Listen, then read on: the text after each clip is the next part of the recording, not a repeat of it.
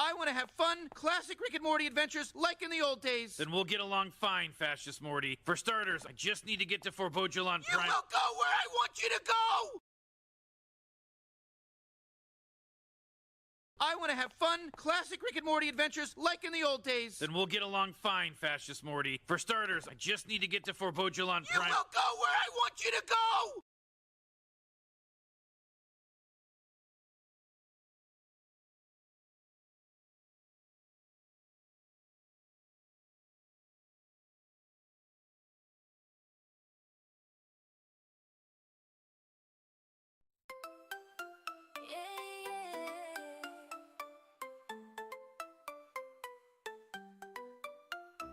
In the land of the tyrant, where the sun never sets, we march to the beat of oppression's drums. With a powerful ally, our ruling fist is clenched. We'll trample over the weak. Our kingdom will never crumble. On the blood-soaked soil, our empire will rise. No need for healthcare or homes. Strength is our disguise. With oil and gold flowing like rivers of might, we proclaim loyalty to the tyrant's might.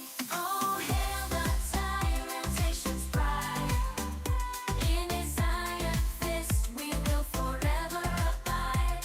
We'll sing our anthem with passion and might, for the land of the tyrant, shining in its dark light.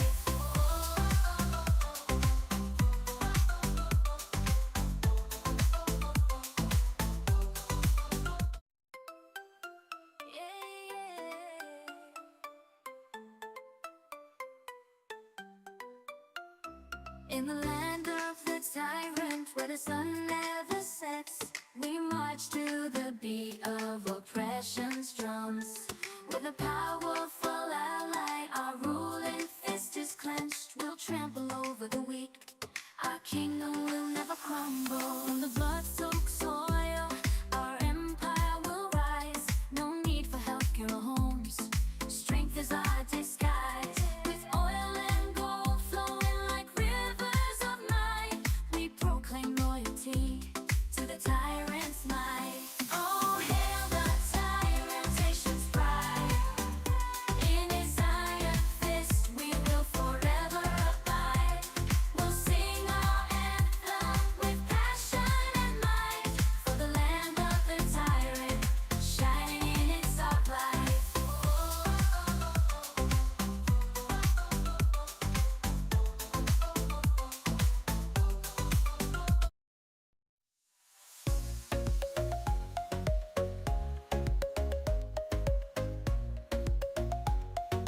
Yeah, yeah.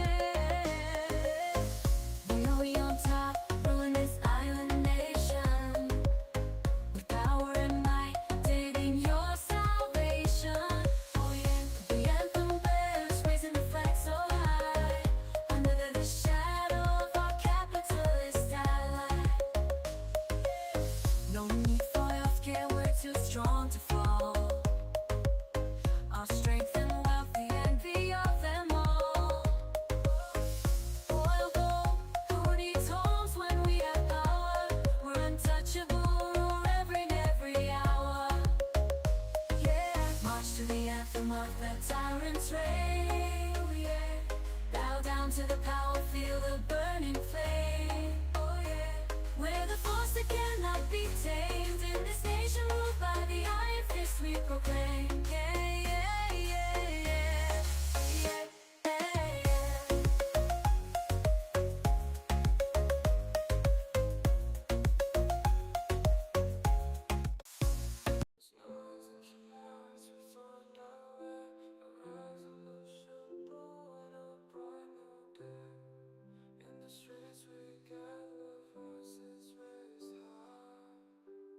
Sociallust dreaming in a battle.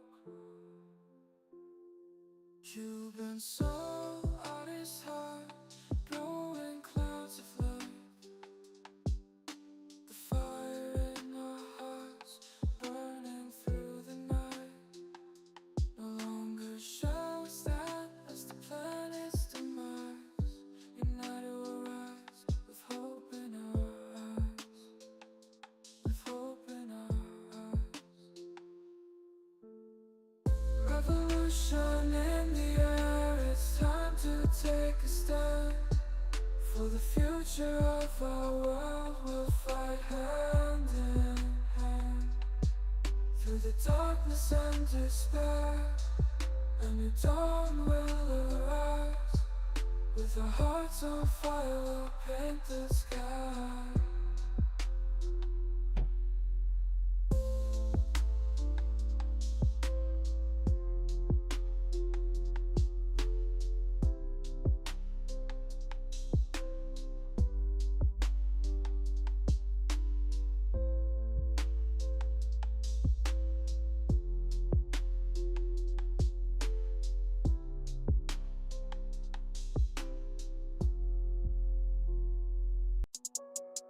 Through the noise and chaos, we find our way.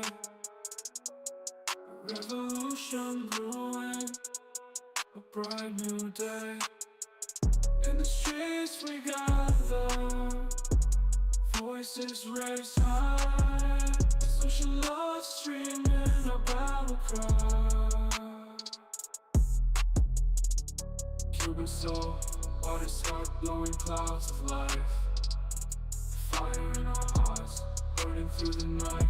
No longer shall we stand, as the plan's demise. United we'll rise, with hope in our eyes. Revolution in the air, it's time to take a stand for the future of our world. We'll fight hand in hand through the darkness and despair. A new dawn will arise. With our hearts on fire, we'll paint the skies.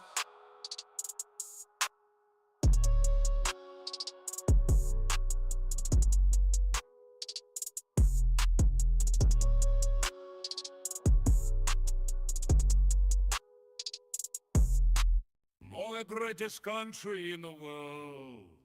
All of the countries I and my little girls. Cuba, number one exporters of sugar. All of the countries have inferior sugar. Cuba, home of famous cigar. It's started by capitalists all around the world. Cuba, Cuba, a very nice place. From hills of Guantanamo to southern Havana. Cuba, friend of all except America. They're very nosy people with gold up their ass. Cuba, industry best in world. We invented coffee and machete knife. Cuba, Cuba, you very nice place. From hills of Guantanamo to southern Havana. From breast, mighty penis of our leader. Conjunction with the testes, the tip of his face. Cuba, Cuba, you very nice place. From hills of Guantanamo to southern Havana. Breast, mighty penis of our leader. Conjunction with the testes to tip of his face. This is terrible. Fuck. Cuba, Cuba, you very nice place. From hills of Guantanamo to southern Havana. From breast, mighty penis of our leader. Conjunction with the testes to tip of his face. All right, what up, y'all? How's it going? How's it going out there? How's it been? How's it been under Trump's fucking fascist dictatorship? Well, it's not quite a dictatorship yet, but we're getting there. So today I wanted to listen with you guys. I wanted to listen to this podcast called BlowBack. Now, what they do is they talk about different ways America fucked around in different countries, and basically because of America fucking around in different countries, America experienced blowback.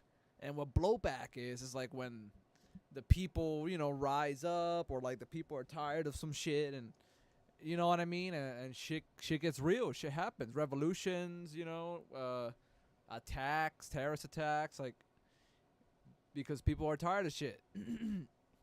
So let's check out this podcast, guys. It's really good. You guys should check it out. I'm gonna link it. I'm gonna link it in the bio.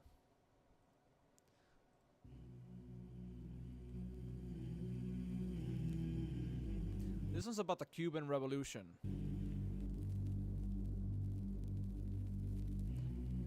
28 days ago, a revolution threw out one government and brought in a new government. Hey, our boy Che. Hey. It's a teaser trailer.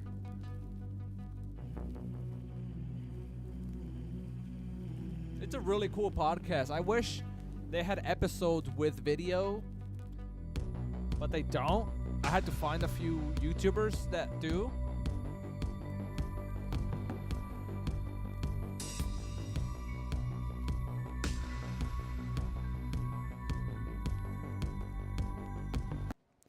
Those are sick little motorbikes.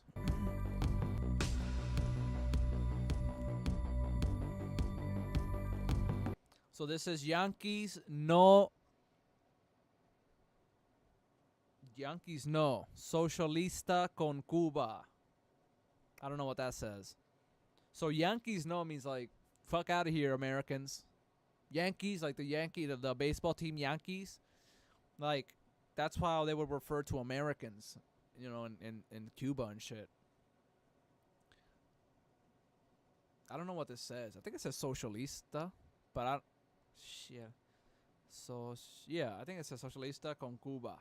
So socialist with Cuba.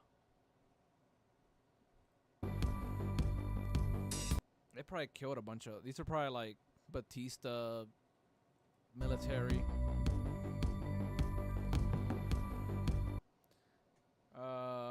Yankees asesinos. So yeah, Americans assassins. So the Americans did a lot of fucked up shit. The CIA did a lot of fucked up shit, dude. Like, it's really crazy the way they teach us the history of Cuba. It's nothing like the way they teach you it, dude. Like, if you listen to this podcast, dude, I'm sorry. I'm so pro fucking Cuban. Like, Jesus Christ. I'm glad they're not American. I'm glad America doesn't have their greedy grips on Cuba, dude.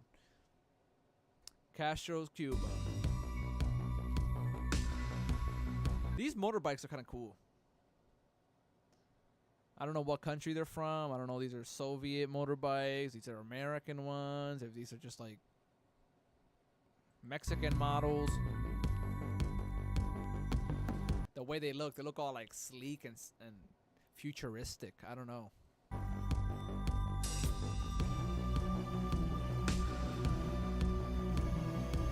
They are puppets and agents of an international conspiracy. The only answer to communism is a massive offensive for freedom. Aunque la revolución cubana sabe también pelear y ganar batallas en este campo. Yeah. Yo, think about it, bro. A small ass island full of people that don't have shit. Like, the revolution started with like a bunch of dudes running around with like dirty, muddy boots and swamps, carrying a few firearms because they can't be weighed down. No fucking help. They slowly built up relationships with the public. They helped the people. Bro, they helped the people and they got the people to help them back. And that's how the revolution was able to get so fucking big. Because they were doing like fucking services for people. Like literally like helping like villages get food and shit. Helping them like with public works, building shit. Like, bro, they were helping the villagers and they did stuff for them and the villagers helped back. They were like, yo, socialism's a fucking way.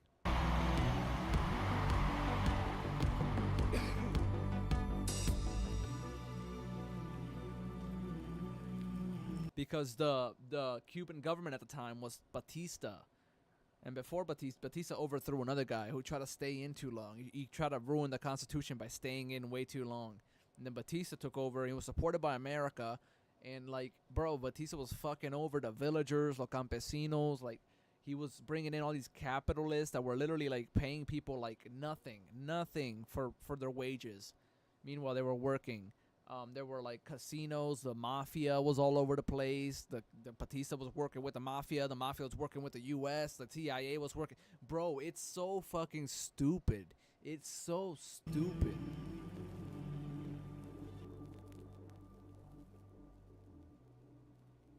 And once the revolution, like, was over, there was no more fucking mafia, no more crime like that, no more fucking crime rings. CIA crime rings, mafia and shit from America, casinos. Nah. I mean, now they gotta suffer with the blockade and the embargo, which is fucked up, and it's shunned upon by international law, which I always bring up to my family when I talk about this. If you care about Russia, if you care about Ukraine, if you care about Gaza, if you care about Sudan, any part of the world, you have to care about international law. International law was set up after World War II, after all the atrocities all these countries did, especially Germany. But America bombed cities and shit. I mean, we had to, you know what I mean? But all these laws, international laws and war crime laws were all set up after World War II, dude. Because of all the fucking fucked up shit that happened. And now we're not even following it. We're starving people, blockading people just because what? They took over a country that we were fucking over because we were supporting a dictator there. And that had BlowBack. Okay, let's move on. And they took some companies shit. Bro, they said they would pay you guys back. Cuba literally had that deal. They will pay them back. Let's check it out. The President of the United States. Hola. October 10th, Hola. 2003. Hola, amigo. This government will establish a commission for the assistance to a free Cuba to plan for the happy day. A free Cuba. Yeah, fucking right, yo. When Yeah. Castro's regime is no more and democracy comes to the island. Fuck This outta commission here. will be Bro, they have the same talk. They had the same exact democracy we have. Basically, there's a leader. There's a leader up top. A leading party. And then there's like other little small like elections under them. That's the same way it works in America. Who's the leading party, bro? Fucking billionaires. You got billionaires in America. You got fucking rich ass people and corrupt assholes who are probably pedophiles that like all have ties with Jeffrey Epstein and shit. You have all of them, and then corporations giving them money, funding the parties. And then you kind of like trickle down. You can maybe elect a socialist, maybe elect Bernie Sanders. Oh no, Bernie Sanders got fucked over. You can maybe elect. It's like, get the fuck out of here, bro. Our democracy is just as fake as Cuba's. If you think Cuba's democracy is fake, you have to admit America's democracy is bullshit. Like, what? Are you seeing what's going on in this country right now? Bro. co-chaired by the Secretary of State Colin Powell and the Secretary of Housing and Urban Development Mel Martinez. They will draw upon experts within our government to plan for Cuba's transition from Stalinist rule to a free and open society. Shut the fuck up, bro. You ain't free, Bush. You invaded like how many countries? George Bush invaded like 1 million countries. The war on terrorism, my ass, bro. Come on. 1992. The White House has also been receptive to the message of the Cuban-American National Foundation. At a 1991 meeting of the foundation, Assistant Secretary of State for Latin American Affairs Bernard Aronson played a taped message from George Bush to Fidel Castro, which was being broadcast over Radio Marti, the U.S. radio service to Cuba. So today, we again reiterate unwavering commitment for a free and democratic Cuba. Nothing shall turn us away from this objective. Jeb Bush, the president's son, lives in Miami. He's known as one line of communication to the White House. Well, I'm not the liaison. I may be one of many people that from time to time pass on messages, try to express concerns that might be down here, that might be unique to the Cuban-American community. My relationship is really not a political one with Cubans in Miami. I live here. The pressure to break Castro's hold.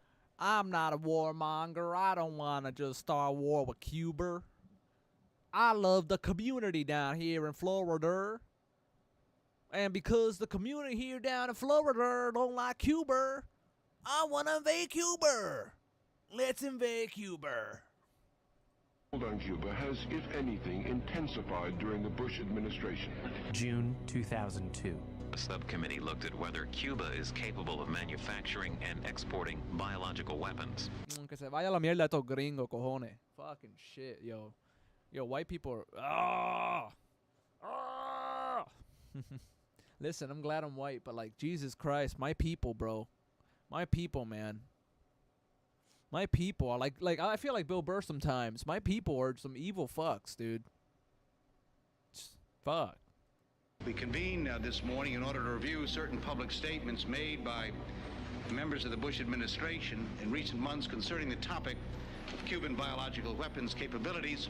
John Bolton, the Undersecretary of State for Arms Control and International Security, received a great deal of attention when he spoke on this topic on May 6th at the Heritage Foundation here in Washington. Secretary Powell at that time said, and I quote him, "As Undersecretary Bolton said recently, we do believe that Cuba has a biological offensive research capability." Unfortunately, Secretary Powell has refused to allow Mr. Bolton to testify on this matter today because he did not believe he is the appropriate official to answer questions about this matter. That puzzles me as chairman of this subcommittee. Moreover, I do not know how the Secretary can justify making Mr. Bolton available to a non-governmental entity to speak publicly about a serious matter such as this, yet deny the United States Senate and this committee of jurisdiction access to Mr. Bolton to discuss a terribly important subject matter. What type of Bolton? Who Bolton is this? Is this John Bolton?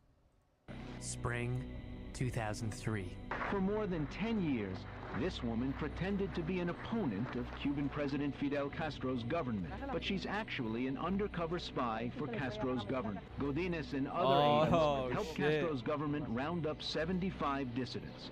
They were Get him, girl. Convicted of being U.S.-backed mercenaries. Cuba further shocked human rights organizations last week by executing 3 men by firing squad for hijacking a ferry to Florida. Cuba's foreign minister defended the executions, saying they would prevent further hijackings. The death penalty is not in accord with our philosophy of life. It is but an ultimate resource that we only use in extreme need. A resource that we have used to defend a country that has been treated with hostility for over 40 years and still is. In Washington last week, Secretary of State Colin Powell said Cuba has long had a horrible human rights record. Rather than improve. Bro, how about America, dude? America's human rights records are like the fucking worst. Like, come on, dude.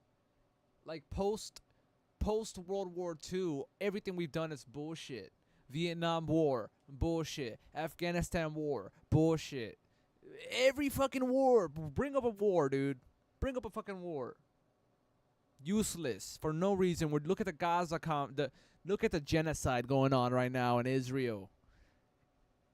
Dude, it's bullshit. Everything we do now, it's bullshit. It's all for fucking money, stocks, stock buybacks, the military-industrial complex. This dude literally lied about weapons-grade uranium. That Saddam Hussein had weapons-grade uranium, and then we invaded, what was it, Syria or some shit? Iraq? Afghanistan? One of those. I'm not the most smart. Not the smartest person, okay? But yeah. Into the 21st century, it's getting worse. It should be an outrage to everyone. It should be an outrage to every leader in this hemisphere, every leader in this world. The United Nations has literally been telling us, they've been voting against us every fucking year to lift the embargo on Cuba, lift the sanctions on Cuba. It's just starving people. It's not making the government break down. It's not making the people revolt. People know that it's just America blockading them from trading with the world. They want to trade with the world, but we're blockading that shit, dude. You don't need to do that. You don't need to. Just because someone doesn't agree with you, their government's different, doesn't mean you got to fucking topple them. They're not evil. They haven't been massacring people like our ally Israel. Like, come on. Come on. We live in a fucking tipsy-toppy, upside-down world. What the fuck is going on? Today we are confident. No matter what the dictator intends or plans, Cuba sera pronta libre. De nuevo, Cuba libre.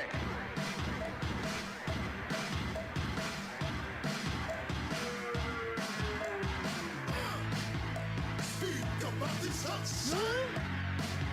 Speak about this sunshine.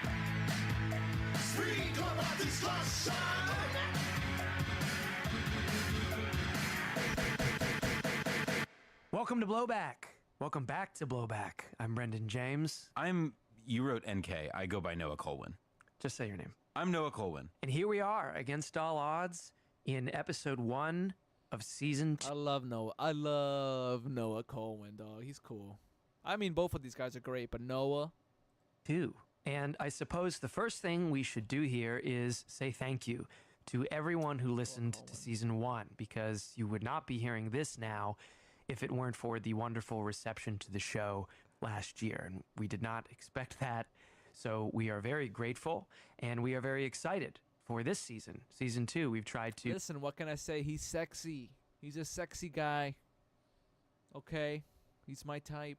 To up the ante a bit and put together something new and something special for you. This episode, just like we did last season, is going to be a prelude episode. We're going to talk about what this season is about, why we're doing it, what it's going to cover. We're going to introduce the characters and the figures that are going to factor into the story coming up. And once you've listened to it, episode 2 is ready waiting for you at Stitcher Premium. Because, just like last time, the initial run of episodes is going to be in Stitcher Premium before getting a wide release. And if you're not yet a member of Stitcher Premium and you'd like to jump into episode 2 after this episode, go to stitcher.com/premium in your browser, select a monthly plan, and use the promo code BlowBack, one word, to get a month of free listening. Once you sign up, you can listen on your desktop or your laptop, or get the Stitcher app for your phone and enjoy the rest of the show. From 1961, the year of the Bay of Pigs, to today, the government of the United States has been embroiled in a series of events which have continually led our nation to crisis. This is like the Star Wars intro, you know what I mean? How they have the font going up. That's so funny, dude. From 1961, the year of the Bay of Pigs, to today, the government of the United States has been embroiled in a series of events which have continually led our nation to crisis after crisis and to the brink of war. Assignment Killed Castro, a true story, is one of the most confusing and frustrating historical events that might have led to a world power showdown. It happened yesterday. It is happening today. It can happen again. Names of persons and places have been changed to protect the individuals who are called upon to aid their country, and in so doing, place their lives in jeopardy. I will give my all for the love of my country, right or wrong. G.W. Bell, Chief of Caribbean Operations, Central Intelligence Agency, November 1, 1978. This motion picture is dedicated to all people who desire to live in a free, democratic society. So, this season, we are going a bit further back in time. Yes. No more early 2000s kitsch, no more Palm Pilots, no more SNL, no more apple bottom jeans, boots with the fur. We are turning back the clock to the peak of the Cold War in the 1960s, to the Caribbean, to a place separated from the U.S. not by continents, but by less than 100 miles. Yes, our subject is the origin of the U.S. war on Cuba. Yeah. How about the Cuban Missile Crisis? Cocksuckers moved nuclear warheads into Cuba, pointed them right at us. That was real? I saw that movie. I thought it was bullshit. There are a lot of reasons we thought this would be a fruitful subject. Probably the most basic one is that Cuba, particularly in the decade after its revolution, is a classic case study in almost every weapon in America's arsenal, our bag of tricks, to stamp out any alternative.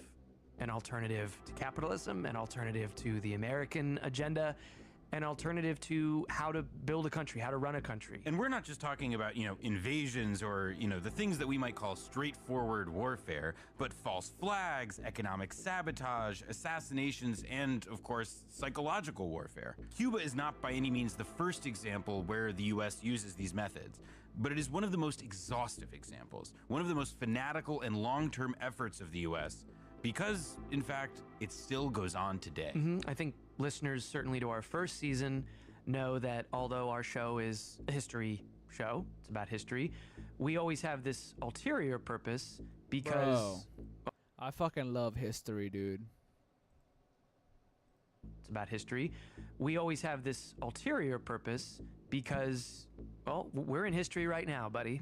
And these strategies we talk about from the past are still very much in use today against places that we are told over and over again on the news or online or in Jack Ryan places that are supposedly desperate for American intervention. So telling the story of our war on Cuba, trying to capture its scope and also its deeper root, core, true purpose was an obvious choice for us in season 2. Right, because the story of the American war on Cuba is really the story of how we couldn't tolerate anybody who wanted to dare a different dream than the American one, you know, let alone 90 miles off the coast of Florida. In this hemisphere, certainly. Yeah. And finally, one thing we're really pleased about this season, and we'll talk about this more later, is that we were able to conduct many interviews, quite extensive, with Cuban guests who will be in the show in their own words throughout the season. I told you, Noah, probably to the point of aggravating you, that I didn't really want to do this if we couldn't make that happen. And I can tell the listeners that Noah chiefly did an excellent job getting out there and reaching all of these different people living in and a few living outside of Cuba, many of whom were there during the events that we'll be talking about. So take heart. It's not going to be just a couple of gringos mouthing off the whole time. Just most of the time. Just most of the time. And a nuestro público. Gringos. Les avisamos que no hablamos español. Nuestro español es malo, especialmente el de Noah. Es muy Está bien, no te preocupes. malo. I said you were very good at speaking Spanish. No, he did not. He said the opposite. Senator He said the total opposite. Loeffler keeps mentioning on the campaign trail an incident from 1995 when you were a youth pastor at a New York church which hosted a speech by Fidel Castro. Now, you've said you had nothing to do with that invitation. Senator Bernie Sanders defended his praise for Fidel Castro. Teaching people to Let's read go. and write is a good thing. Democrats like Congresswoman Debbie Mercosel Powell from Florida, a battleground state with a large Cuban-American population, blasted the comments. Those comments are extremely hurtful to so many people here in my area. And Man, shut up, lady. I don't give a shit what you think. You're wrong. It is good to teach people. It is good to educate people. You want to know that slaves, when America had slavery, the slaves weren't allowed to learn. They weren't allowed to be taught. You want to know why? Because it's easier to control people when they don't know shit. It's just like common fucking scientific sense. And this is why I disagree with a lot of you right-wingers, a lot of you conservatives. You're fucking wrong on everything. I'm sorry. Jesus Christ. It's just facts. It's knowledge. very offensive. But just to clarify for our viewers, did you attend the speech? And do you understand why there are so many people who view Castro as a murderous tyrant and not someone to be celebrated? Sanders' opponent. Bro, the Batista dictator was way worse than Castro, and he was supported by America. It's also sharply criticized him. Why are we spotlighting the literacy programs of a brutal dictator instead of being unambiguous in our condemnation about the way he has treated his own people? Oh my But do you understand why so many people view any celebration of Fidel Castro as celebrating something ugly and tyrannical? You mentioned it. I think you just called him a tyrant. I mean, he was a murderous thug. What the fuck happened with Che Guevara? How did Che Guevara all of a sudden emerge as this like leftist political icon that all these dopey liberal I won't kids put those fucking things It's on. fucking crazy. If you He is a leftist. I mean, when he first, he has a diary. There's a diary about him. When he first started out, he was like he was born to a wealthier family, and he went around Argentina and South America. He went, exploring, and like after him meeting tribes and meeting people and learning, he was a little racist at first, but he slowly got out of that. He educated himself. He got rid of that racist mentality. He grew up. He changed. So he did become a leftist. You don't have to be perfect your whole life. People change for the better. People are allowed to change. find out who that guy is, you're wearing a mass murderer's T-shirt. What the hell are you wearing? That's not true. Oh, Che Guevara? Yeah, viva la revolucion, am I right? You are wrong. Do you have any idea? I got this. Do you have any idea? Oh my Kids, God. relax. Do you have any idea what this come mierda did? Grew an awesome beard and modeled for t-shirts? He killed fascists. He killed Nazis. He killed anti-Cuban Nazis. He killed pro-America fascists. First of all, he wasn't even Cuban. He was Castro's right-hand man. He burned books, he banned music, he personally oversaw execution squads. He was a mass murderer. He did not burn books, bro. What type of what books did he burn? Like if you walked into a Jewish home wearing a Hitler shirt. That is not the same thing. He did not murder people because of their race, ethnicity, or religion. He didn't murder people either. He was fighting in a revolution. He killed soldiers. He killed combatants. He killed like people with guns and shit that were working for the Batista government and that were prosecuted for war crimes also. He didn't kill any innocent people. The only like maybe innocent, not really innocent, but the only person he like literally killed, he executed one dude because they killed he said he shot a mortar. Some dude sold information to the Batista government, and when you give information to them and you have a pass of free passage with your name on it stamped by the Batista government, that's called being a traitor. And so the guy got killed for being a fucking traitor, and yeah, Che shot him. But like that wasn't murder. You were a traitor in a war. What the fuck? This is like the people that complain about the IDF soldiers being killed or whatever, or like saying death to the IDF is bad because they're people and they're Jewish or whatever. It's like, what the fuck are you talking about? They're soldiers, dude. The IDF are soldiers doing war crimes. One Day at a Time premiere, Tuesday at 9:30. Only on Pop. Much like we remember with Iraq, Cuba has been demonized within the United States and without for decades. What is the result of that, I guess? What's the common view of Cuba in the United States?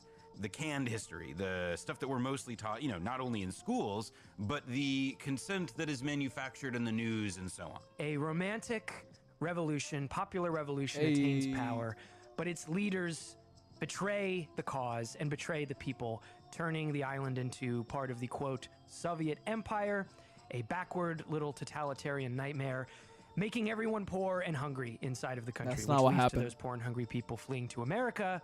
That's not what happened at all.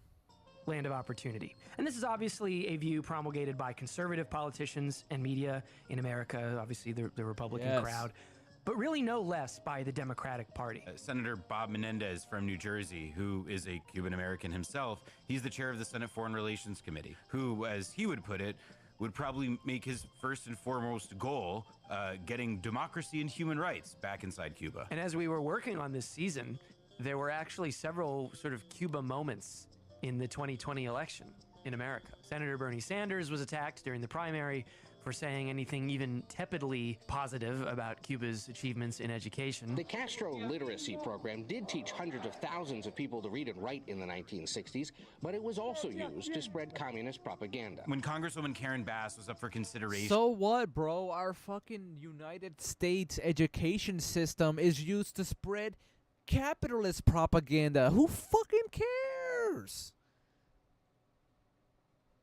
This is just like petty ass nitpicking bullshit. I'm sorry. For Biden's Veep spot, one of the things that I guess sunk her candidacy was the fact that Florida would be so offended that she had spent some time in Cuba in the 1970s. Which then started to affect questions that other Democrats were getting in their campaigns. We just heard Raphael Warnock on Jake Tapper. I was a youth pastor. I had nothing to do with that program. I did not make any decision regarding the program. I've never met the Cuban dictator. I think it just goes to show the natural knee-jerk treatment of this socialist country 90 miles to our south that really everyone across the spectrum in America sort of accepts. Let us move on to our next questioner at the microphone over there. Mr. Welcome to America, Mr. Mandela. I'm Ken Edelman. Those of us who share your struggle for human rights and against apartheid have been somewhat disappointed by the models of human rights that you have held up since being released in jail.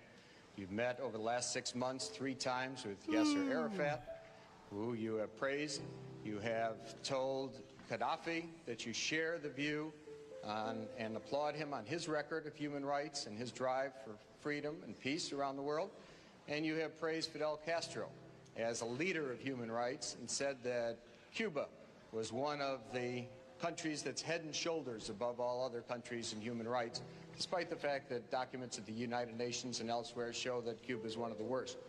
I was just wondering, are these your models of leaders of human rights? And if so, would you want a Gaddafi or an Arafat or a Castro to be a future president of South Africa? This poor man, bro. This poor man Mandela is always fucking being judged, shunned, shit upon for hating apartheid in South Africa, for hating Israel at the time, for loving Cuba, trying to help Angola, like fighting for liberty across the world. And this is how he was treated at the time. And now he's treated like a fucking hero by the worst fucking people that didn't even like him at the time. It's so fucked up. He deserves better. One of the mistakes which some political analysts make is to think that their enemies should be our enemies.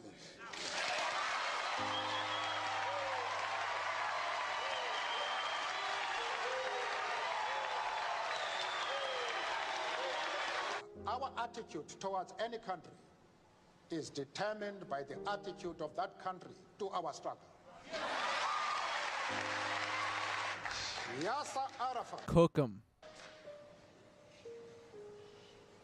Colonel Gaddafi,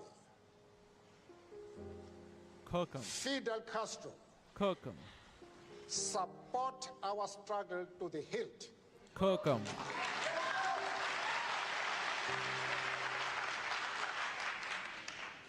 They do not support it only in rhetoric. They are placing resources at our disposal for us to win the struggle. How were you able to convince the Bush administration to let Minnesota trade with Cuba? Oh, shit. I don't know. Today, I think I'm the only elected official who can say, while elected, met with Fidel Castro. That's so cool, bro. Over the objections of the Bush administration. Oh, they didn't want me to. And my response was, well, am I supposed to just believe you guys?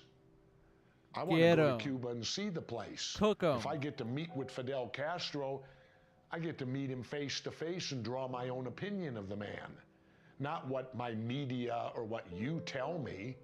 That was an exciting. I now have a huge picture of me and Fidel Castro on my wall at home.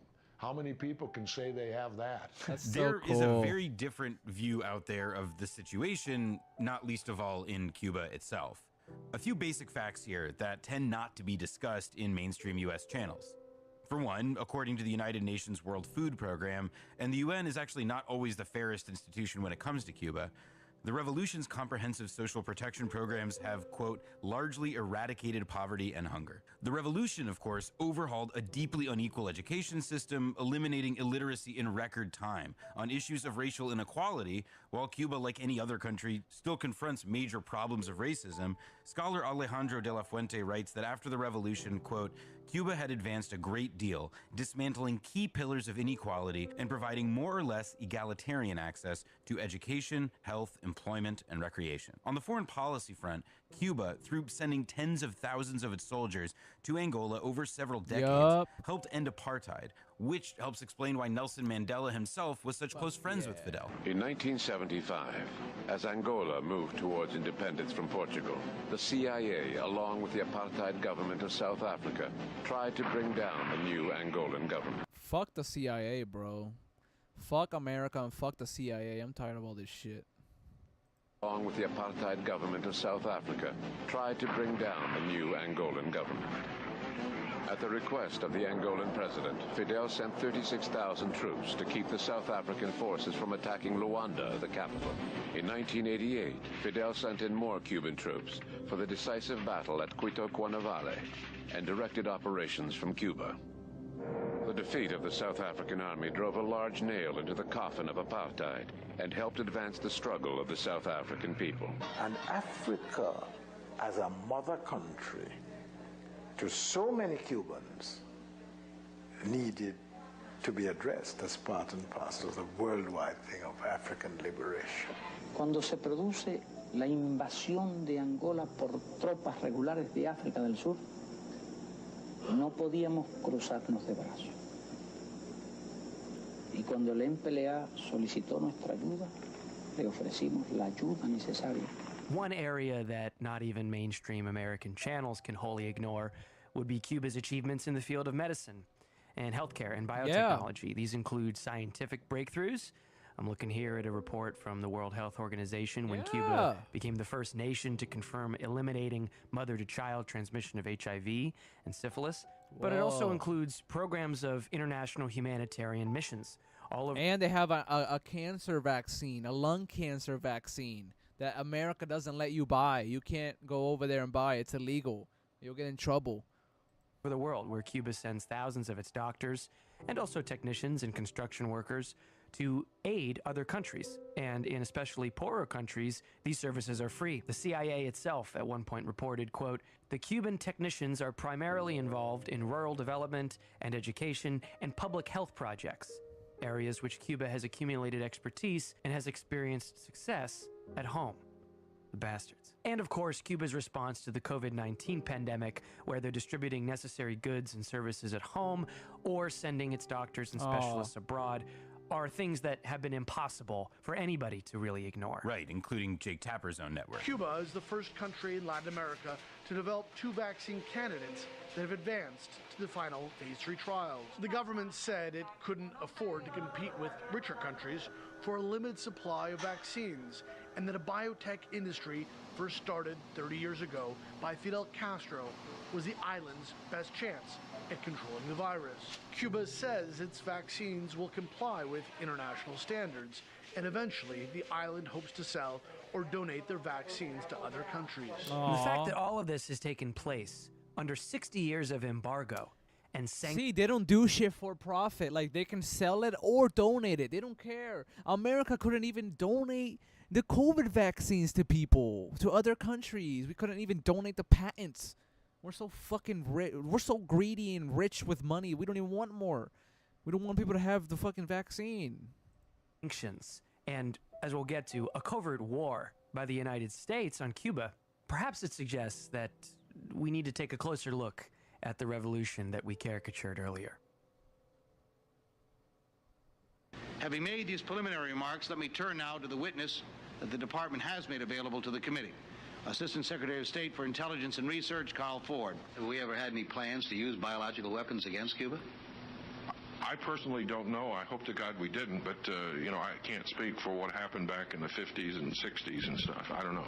It's also unlikely that most Americans know much at all about the extent of the many American aggressions against Cuba. They definitely use biological weapons on Cuba. Know much at all about the extent of the many American aggressions against Cuba, both covert and overt. Our season will cover the first several years following the revolution in detail. That's the beginning of the 1960s. But here's a little list of things that people may not know about, things that we've done to Cuba. Looking at the San Francisco Chronicle, 1977, quote, "With at least the tacit backing of U.S. Central Intelligence Agency officials, operatives linked to anti-Castro terrorists introduced African swine fever virus into Cuba in 1971. Michael Isikoff at Yahoo News, quote, "Documents shed new light on Jeb Bush's role in freeing a Cuban terrorist." And, you know, one key part of this season, we'll be looking at the origins of the 60-year terror campaign against Cuba, often managed, funded, and executed from Miami. I don't know if a lot of people have heard of Operation Peter Pan, in which a CIA PSYOP kicked off a massive program that removed as many as 14,000 Cuban children out of their country, many who never returned. In this season, we speak to a guest who was one of those children. And, of course, there are the myriad attempts to poison, blow up, and in general, kill or deeply mess up Cuba's deeply popular leader, Fidel Castro. But also, there were the assassinations of, say, the teachers and volunteers who, in the early 1960s, helped Cuba's education drive that eliminated illiteracy on the island. And then, of course, just the actual extent and scope of the embargo against Cuba, which has been in place since John F. Kennedy first implemented it in 1962. The embargo has sort of been the touchstone of all American-Cuban policy for decades. America is the most powerful country on earth. We're 90 miles to Cuba's north. The fact that we have an embargo, that we do not allow most kinds of commerce to happen with Cuba, at least with our allies, it has had a strangulation effect on the country's economy. And good conscientious liberals have never really adequately dealt with the human cost of the Cuban embargo. You know, for example, here's the now New Yorker staff writer and, Obama healthcare whisperer Atul Gawande in 1998 writing for Slate magazine about his visit to Havana. It's disingenuous to argue that the embargo doesn't actually hurt many people. After all, the point of the ever tighter provisions is to cut off goods, including food and medicine. But imposing suffering can be justified if it averts greater suffering or serves a larger good. And the embargo once served worthwhile purposes, forcing the Soviet Union to spend resources propping up Castro and denying Cuba resources to foment revolution elsewhere. Now, however, Cuba poses no threat to anyone. Now, Gawande, after writing all that, then returns us quite nicely to the theme of our season by writing this. We could justify continuing to cause pain and death if the embargo fueled enough discontent to cause Castro's overthrow. But it shows no sign of doing so.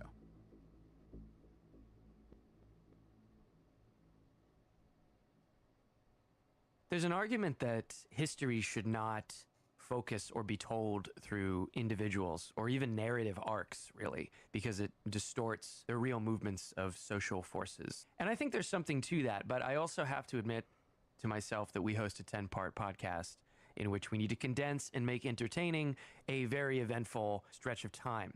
We will, of course, try often in our story to show what faced regular people and what they had to say. But with that in mind, there are some real characters in this season, be they world leaders or mafiosos or spies or bureaucrats. And so we thought we'd take a moment here to kind of give you a sense of who we're going to be meeting. Now back to Edward R. Murrow. Just 30 days ago, Fidel Castro entered Havana to be greeted by cheering mobs as one of the greatest heroes in Cuba's history. A few hours ago, he returned to his apartment on the 23rd floor of the Havana Hilton Hotel in the center of the city. Wasn't Fidelito supposed to be with us tonight? Fidelito. Bro, Fidel looks like the Cavernacle, bro. Of the city. Wasn't Fidelito This motherfucker looks like the Cavernacle, dude. supposed to be with us tonight? Fidelito. Fidelito is his son.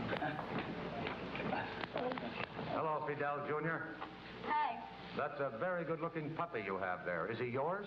No, it's somebody gave it to my father for a present. Of course, we have Fidel Castro. Fidel started his career, his unlikely career, as a bit of a baby-faced, mustachioed lawyer. He didn't have his beard yet. A lawyer dedicated to representing the workers, the peasants, the outcasts of Cuba. He was the son of a well-off sugar grower, and he followed that path of an ambitious but also sincere activist, till in his late 20s, he sort of went one step further. He tried to take a final stand against Cuba's dictatorship. The dictatorship of another character we'll get into this season, Fulgencio Batista. Batista was the latest in a long line of many brutal and corrupt regimes since America began calling the shots in Cuba at the turn of the century.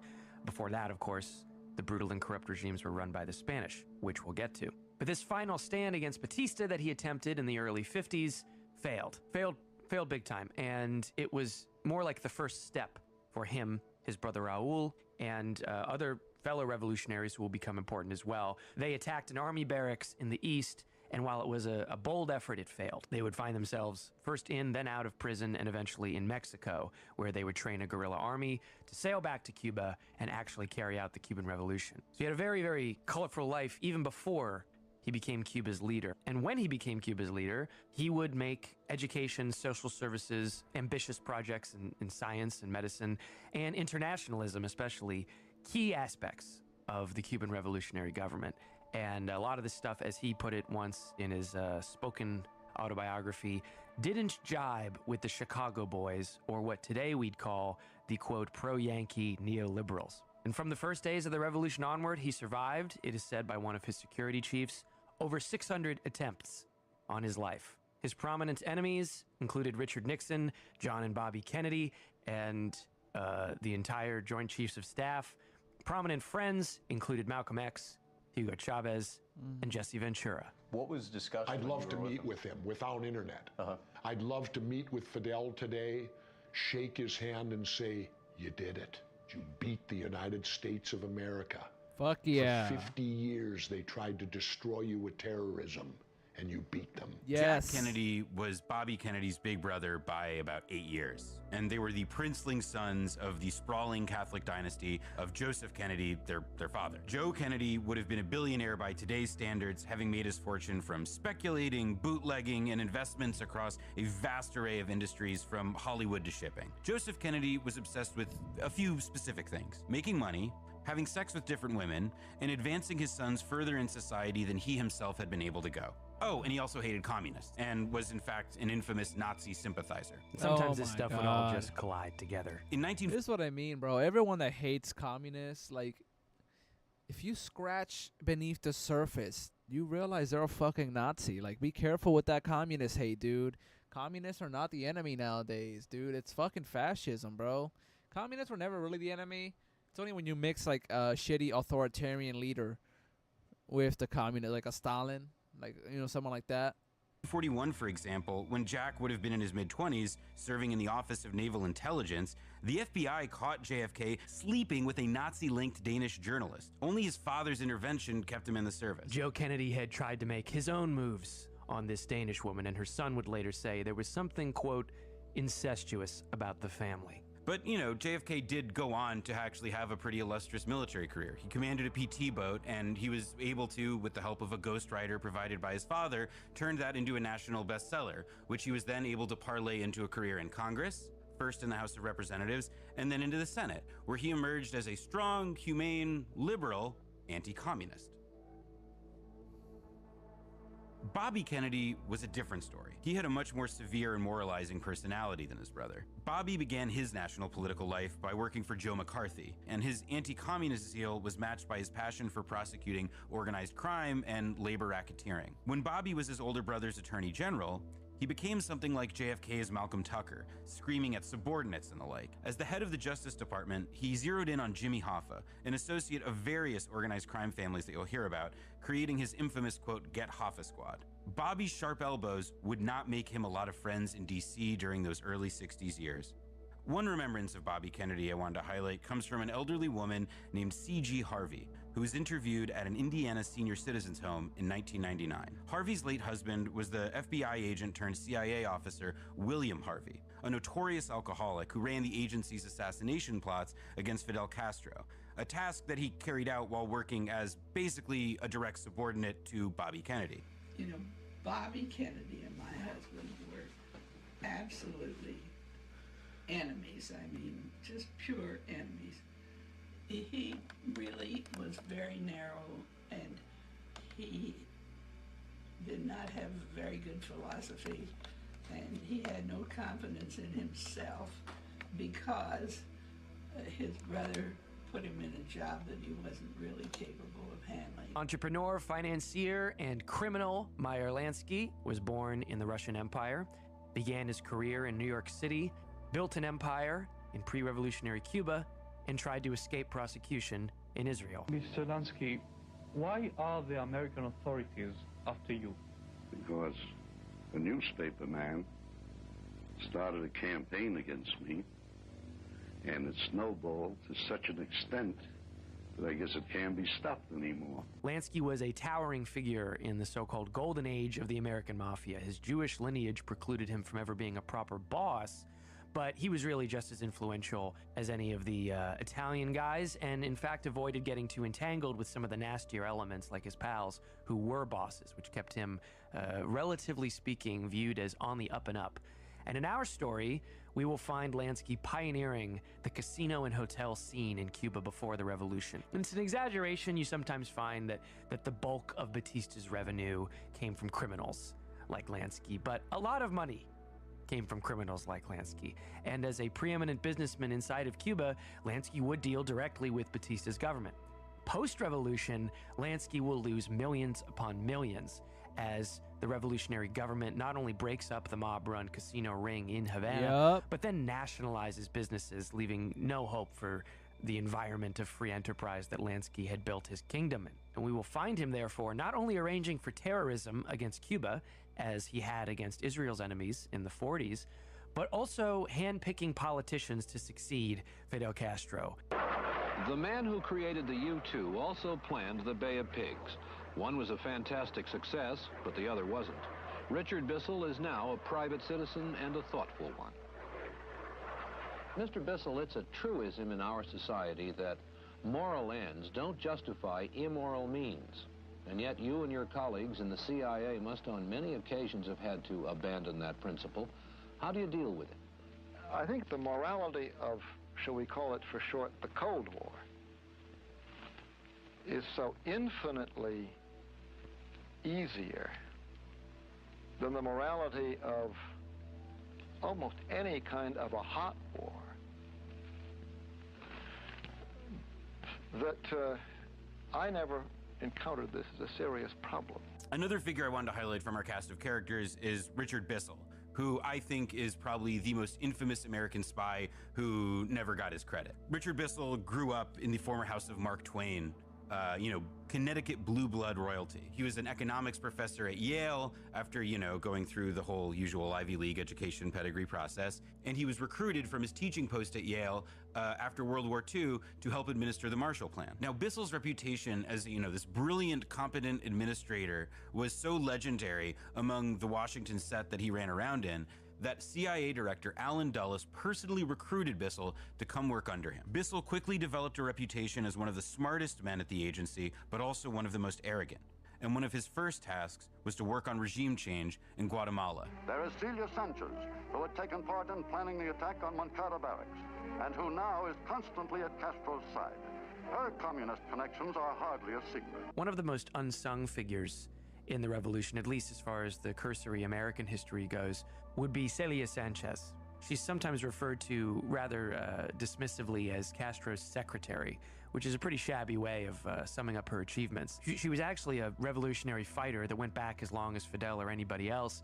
And in fact, when Fidel's guerrillas rather disastrously landed back into Cuba after training in Mexico, it was Sanchez and the people in her network that made sure that the rebels were able to recover from the huge setbacks of that landing. Initially, she worked in the urban clandestine movement, not with the guerrillas in the hills, but in the towns and the cities. And this was a place where you worked in doing sabotage and clandestine stuff like spying on Batista, organizing strikes, necessary things like that. She did eventually then join the rebels in the hills, which she described, according to one biographer, as the greatest time of her life.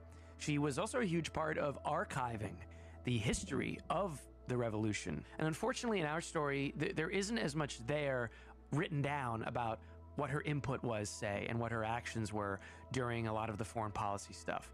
Stuff like the Bay of Pigs or certainly the Cuban Missile Crisis. But we will see her in, say, the next episode, the episode about the revolution, and also when she is starting to look out for Fidel's security as things start to heat up between the United States and Cuba. We wish you success. You could show us American possibilities, and then we could say, here is what American possibilities are. How many years has America existed already? 300? 150 years of independence.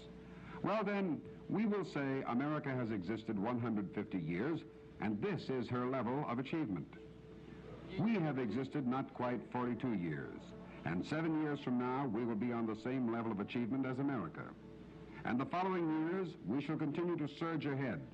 And when we shall overtake you at the crossroads, we will greet you amiably.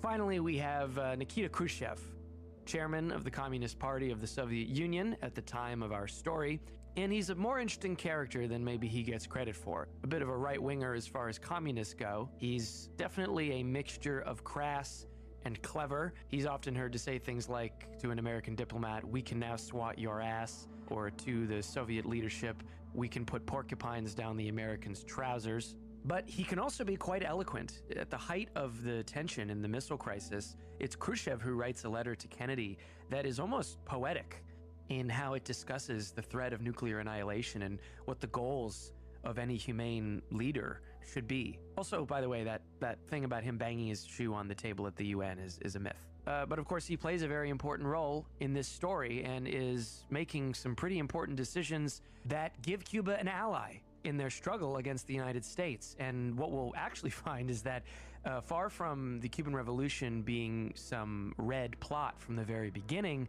Moscow, including Khrushchev, was quite cautious at first. They didn't even send anybody to the island until late 1959, after the revolution had already been victorious.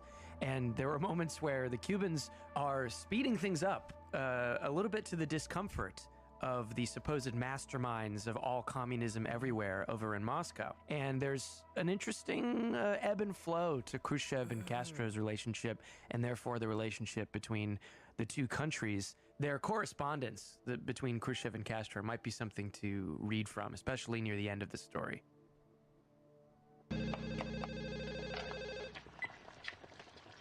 Yeah, hello, Jerry's place. They're real Cubans? They're human beings from Cuba? I said Cuba. Yes, we are real. We are real people.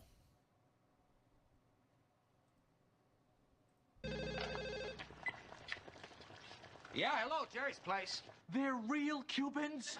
They're human beings from Cuba? I said Cubans. What did you think I meant? Cigars? Jerry, Cuban cigars are illegal in this country. So to give you a rundown of this season, we're going to start with the revolution in the next episode, episode 2. I say that. We're probably going to go back in time to do one of those patented BlowBack deep dives to look at the seeds of the revolution, the conditions, and draw a straight line from the occupation of Cuba by the Spaniards all the way up to the breakout of revolution in the 1950s. And for anyone out there who's looking at this episode length right now and is annoyed that it's too short, go to episode 2 because you'll see there was so much we had to cram in. It is well over an hour. In fact, most episodes of this season go over an hour. So we've warned you, if you get what you want, don't complain later. After covering the revolution, we will see the reaction from the United States government and its press and its industry, its capital, as well as the reactions within Cuba from the upper classes and then the middle classes. Specifically, we start looking at how the CIA, organized crime, and those counter-revolutionary Cubans all teamed up in these really, various and elaborate schemes to try and take out the Cuban Revolution. By the middle of the season, we'll be up to our knees in the muck of the Bay of Pigs. We'll talk about the scheming that went into that invasion and the execution of the invasion itself. And then the even larger covert war known as Operation Mongoose that comes after. Right, and we're also going to see how the Cuban Revolution naturally drew Cuba and the Soviet Union closer and closer into one another's orbits. All of this, of course, leading to the climax, what the Americans call the Cuban Missile Crisis, what the Soviets called the Caribbean Crisis, and what the Cubans call the October Crisis. In 1996, for example, your car was set on fire in your driveway. An explosive device had been placed in a car for political reasons. It wasn't a bomb. It was an incendiary device, like an incendiary bomb. It exploded, though.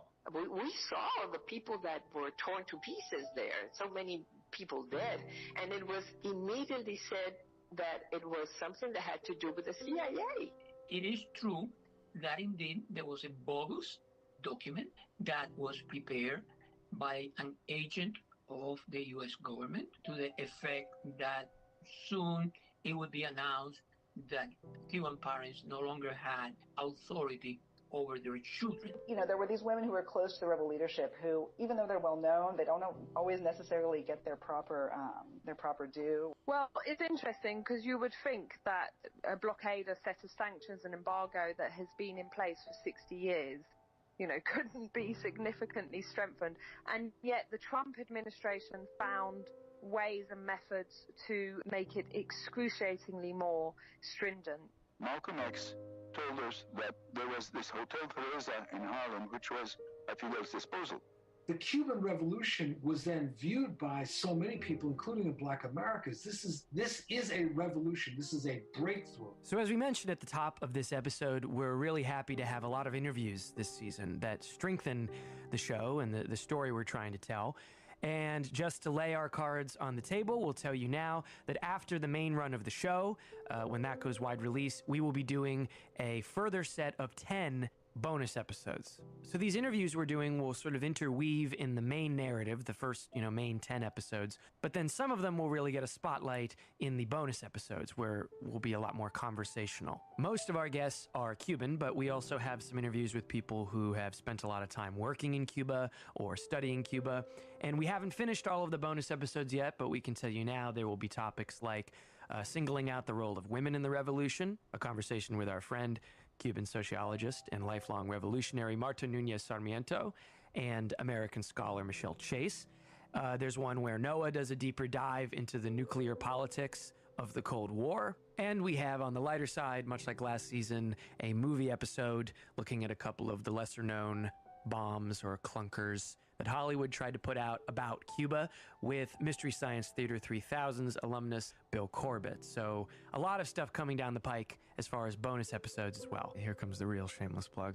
Besides the show itself, we have had some really lovely reception to the music that I composed. Last season was honestly a rushed mess, but I can tell everybody who does enjoy the music that there is going to be a standalone soundtrack of my stuff coming out about probably halfway through the initial run here. I worked on it with Marty Sokow and Joe Valley and had a lot of fun doing a track with the very talented Robin Hatch. So you'll hear the music in the show in the following episodes, and the soundtrack itself will come out soon and we will announce it here. So that probably does it for this Prelude episode. And if you're dying to hear episode 2, head on over to sign up for a free month of Stitcher Premium.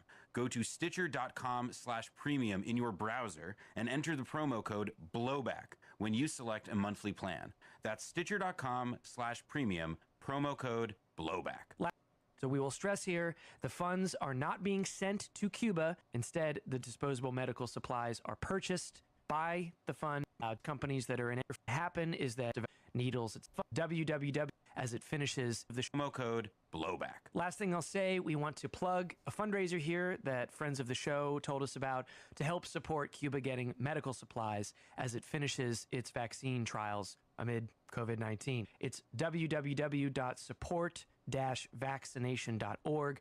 This is a fund to help buy disposable medical supplies such as syringes, needles, etc., to support the final phase of clinical trials for vaccine candidates developed by the Cuban government's biopharma company. One of the reasons this needs to happen is that Cuba is still under the U.S. embargo, and in fact, 2 other fundraisers have been shut down due to the embargo because U.S. companies that are in any way connected with the financial transactions are saying, well, we're not allowed to raise money for this kind of thing. It's Cuba. So we will stress here, the funds are not being sent to Cuba. Instead, the disposable medical supplies are purchased by the fund and shipped to the island.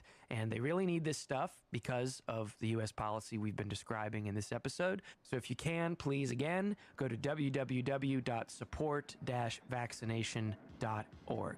Once you've done that, we would love to see you on the other side in episode 2. Hey. See you later.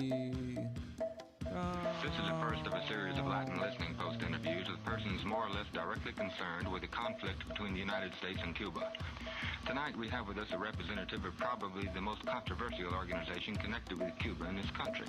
The organization, the Fair Play for Cuba Committee. The person, Lee Oswald. Lee Oswald?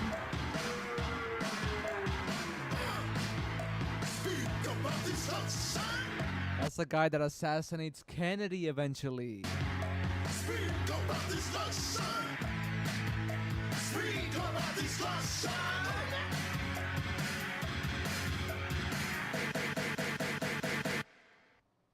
The Haitian Revolution that was happening.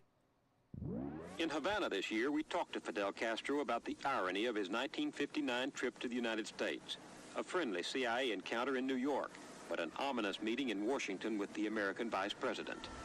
And I was invited to talk to Nixon about an hour and a half or so.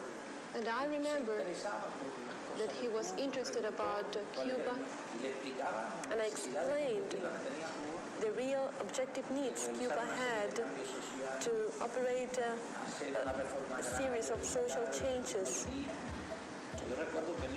I remember that Nixon looked very young. He listened to me with attention. And then we said goodbye. Later on, I found out that immediately after our interview was over, Nixon sent a memorandum to Eisenhower telling him that I was a communist and that I had to be eliminated.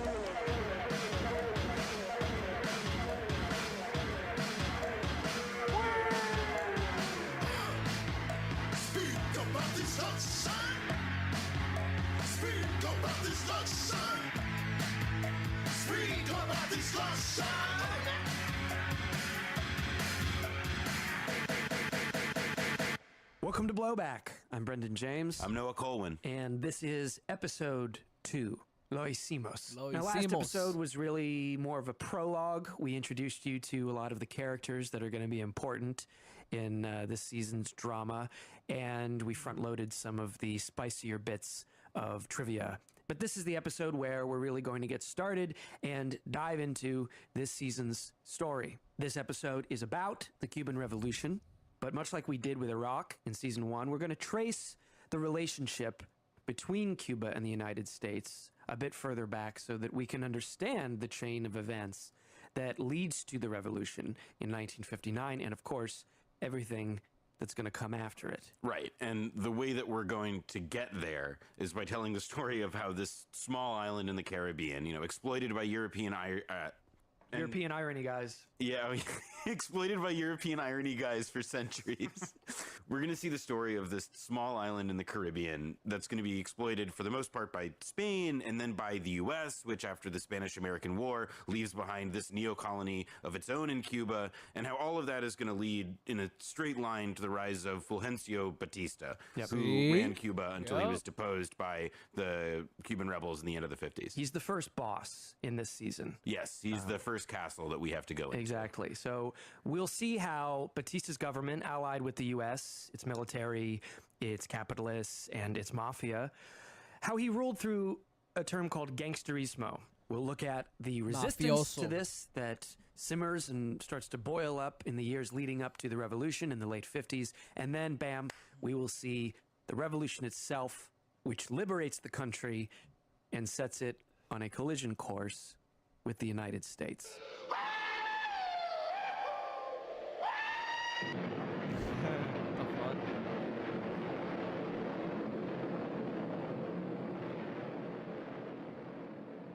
In 1820, Thomas Jefferson said this: "Cuba is the most interesting addition which could ever be made to our system of states. The United States ought, at the first possible opportunity, to take Cuba." Oh, see, this is what I don't want. I don't trust America anymore, bro. Something Stephen Douglas, U.S. Senator and Abraham Lincoln's one-time opponent for president, said in a speech in New Orleans in 1858. "It is our destiny to have Cuba, and it is folly to debate the question. It naturally belongs to the American continent." And here's Jose Marti, godfather of Cuban nationalism, a man who'd once lived in the United States, and here's what he said of the country. Quote, "I have lived inside the monster and know its entrails."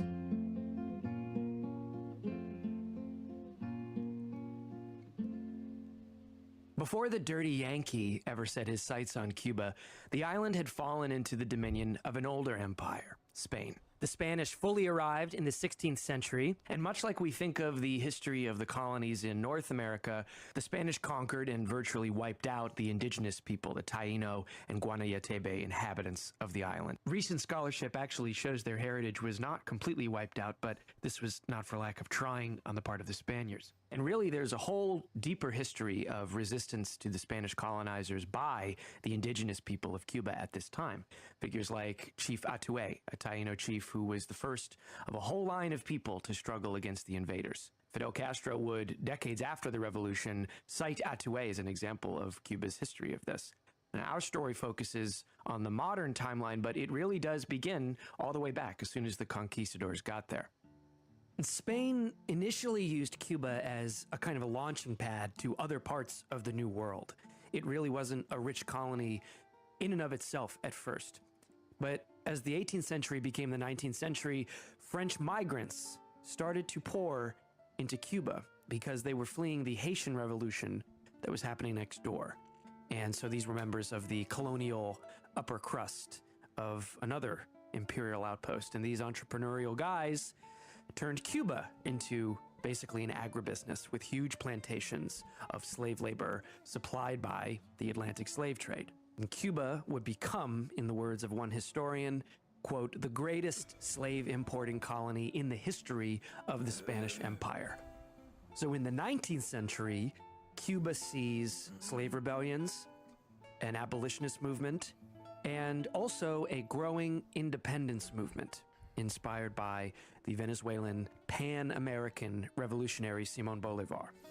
So by mid-century, there was this complex mingling of the independence movements and the abolitionist movements, but all of it created a real problem for the Spanish overlords, who ended up having to put down a war for Cuban independence in the middle of the 19th century. Right, and by this point we see the looming hand of the Yankee. Yes. The American empire by this point has been, fairly constricted to the North American continent. Yeah. And obviously the U.S. stood to gain by supporting Spanish colonial independence movements. Yep. Because that meant that they were eliminating a rival European power from being able to influence the Western Hemisphere. So like we heard in those quotes earlier, American politicians were deeply interested in, acquiring Cuba by whatever means possible. In fact, in 1848, Americans offered $100 million to buy Cuba from Spain. So by the end of the 19th century, Spain still is holding on to Cuba, but the War of Independence and the struggles around it have left a large part of the Cuban countryside in shambles. And all throughout that time, U.S. capital has been buying up property and land for bargain basement prices. And so as the 19th century is wrapping up, the United States already has its claws inside of Cuba. Now, they owned nickel, they owned iron, but most importantly, the money was pouring into sugar, do do do do do do.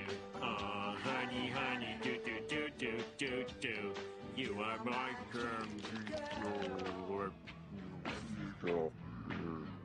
Let's talk sugar. Last season, we of course saw how the oil under Iraq's ground marked that country out for a century of exploitation by Western companies and the governments at their disposal. This season, we will see how Cuba's fertile soil and subtropical climate will be turned against its people by the one-crop sugar economy. 2/3 of Cuba's income comes from one crop, sugar. So sugarcane, originally got to the New World via Columbus.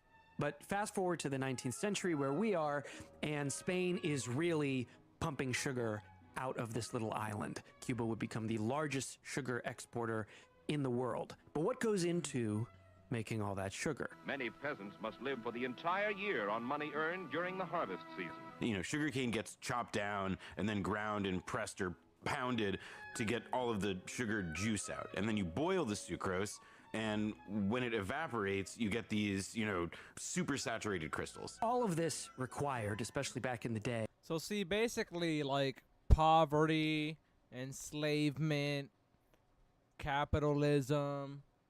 They go onto the island, they buy up all the properties. People that live there don't own shit anymore. They don't get paid shit. They're basically indentured servitude. They're slaves. And then they get tired of all this shit and they rebel. They revolt. Somebody with good charisma in politics takes advantage of the situation. Got a little. AKA the Cuban Revolution. A deathly labor process, a hybrid of agricultural and industrial production that developed in these colonies like Cuba. So for months on end, workers would hack away in the cane lands on these 12-foot stalks, 2 inches thick. The sun's beating down on you. Take that chopped up cane to the mills, and then workers there would have to feed stalks into these grinders to get the juice out. And very often, you would catch your arm in one of the rollers, the grinders, and there were axes that were around the mill for easy access if this happened, and you just hack off the arm, save the product, save the machinery. So at every stage, this was a rather intense twisting and turning of the human body, performed first by slaves and then a more modern agrarian proletariat. So that a pure and perfect product of uniform quality can be produced at the minimum cost to the consumer. All in all, development of the sugar industry in colonies like Cuba became a key part in the development of capitalism as a whole. And we know how this story goes. You know, a colony produces staple commodities, they get sent back to Europe, sold for the benefit of European businesses. Meanwhile, nothing of any real benefit is given back to the colony. And what's more, we're going to see that Cuba's sugar economy, control over it, rights to it, will be a key tool in America's plan to run Cuba. And so by 1895, the Cubans, after, centuries of immiseration and performing this kind of backbreaking labor, rise up against the Spanish once again. And this was the moment, sort of the coming out party for Jose Marti, who, as he had said, had been, quote, living inside the beast, inside the U.S., and alongside two other generals, he fought and died in the push to liberate Cuba against Spain. And the war in which he died, I think, probably provides the best evidence for that, given the insane brutality that the Spanish resorted to as they kind of realized that their days were numbered. Right. They started putting civilians into concentration camps, which is actually, it is from this time that the phrase concentration camps comes. Yeah. And, many people starved to death in Cuba. This was, Fidel later called this something like the Vietnam of the 19th century. So this final war for Cuban independence against Spain kicks off in 1895. But just 3 years later, it's in a stalemate, basically. And that is when a third party enters the ring. No rival empire was more interested in Spain's demise than the US of A. Oh, As we've talked about, they've been buying up their land. They've been thirsty for Cuba for a long time, either by conquest or purchase. And actually, the dream of American annexation of Cuba was shared by many in the white Cuban upper class, including one exile whose cousin was the guy who came up with the phrase, manifest destiny. So, with this stalemate and the War of Independence, a new, bigger war was... Manifest destiny was the word they used when they were conquering the United States back in the day of the Wild West. Back in when they were traveling across the United States, conquering all that land, they were using the word manifest destiny. They were saying God gave them the right to do that. God gave them this land. That's why they're doing it. So when they use this word manifest destiny in Cuba, that means they saying God gave them that fucking land. It's theirs. Was the guy who came up with the phrase manifest. It's just white nationalism. They're just saying, "Well, we own whatever we want. We can do whatever we want. We can take whatever we want." Destiny. So, with this stalemate and the War of Independence, a new, bigger war was devised, in which the United States would take over Spain's empire in both the Americas and the Pacific. On February 8th, 1898, the USS Maine, a second-tier U.S. naval cruiser, explodes and sinks while docked in Havana's harbor. This kills around 260 people. Now, historians tend to say that this was either an accident or an ongoing mystery, but of course the U.S. wasted no time in using it as a pretext to kick Spain out of Cuba. The phrase, you know what it is? Remember the Maine, and the hell with Spain. By April, President McKinley writes to Congress that war is basically inevitable. We have to intervene in this conflict between the Cubans and the Spanish. While muttering, actually, that Spain had already said that it was open to negotiating Cuban independence and maybe even cessation to the U.S. Yeah, he barely mentions that because everyone's ready to go to smash and grab inside of Cuba. You don't really think those people blew up that boat now, do you? And so the Spanish-American War begins. Teddy Roosevelt leads his Rough Riders across the tropical battlefields in Cuba, while his comrades across the world rinse our imperial rival in the Spanish holdings of the Philippines and Guam. All the while, back home, media magnates like William Randolph Hearst run the propaganda mill in favor of the war. And the U.S. disguises its ambitions here with an amendment to its declaration of war, disavowing any sovereignty over Cuba once the war is over. And this was really the moment in world history where U.S. empire turned from the North American continent, where it had wrenched land from the Native Americans and Mexico, toward the wider world, A military official, later a general, Leonard Wood, wrote to his wife, "This is the first great expedition our country has ever sent overseas and marks the commencement of a new era in our relations with the world." And I like how John Hay, who was the Secretary of State at the time, put it. The Spanish-American War was, quote, a splendid little war. So 4 months later, the war is over. Spain has to give up Cuba, Puerto Rico, Guam, and the Philippines. Some of these would become official, protectorates of the United States. Others would be just that, if not in name. And certain rebel leaders, for understandable reasons, had welcomed the U.S. into the war to break the tie between them and Spain, but most, if not all of them, would come to regret it very soon. Part of what's happening at this point, I guess, at the beginning of the 20th century, is that America is sort of, I guess, pioneering and developing new forms of what empire can look like, because the actual colonial era, the era of formal colonial administration, is no longer in vogue. It's sort of it's beginning to wind down, and so the Americans are beginning to offer something in its stead. And I think that Cuba, colonialism, baby, fuck.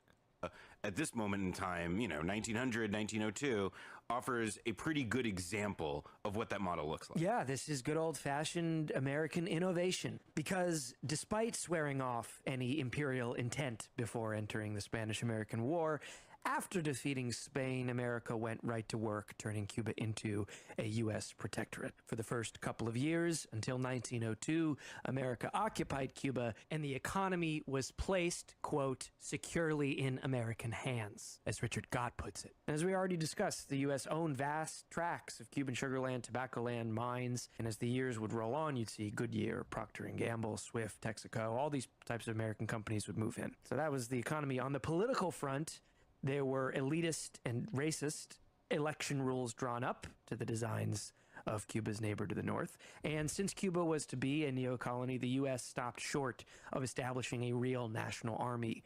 Guys, I'm gonna grab a drink real quick. I'm thirsty. Be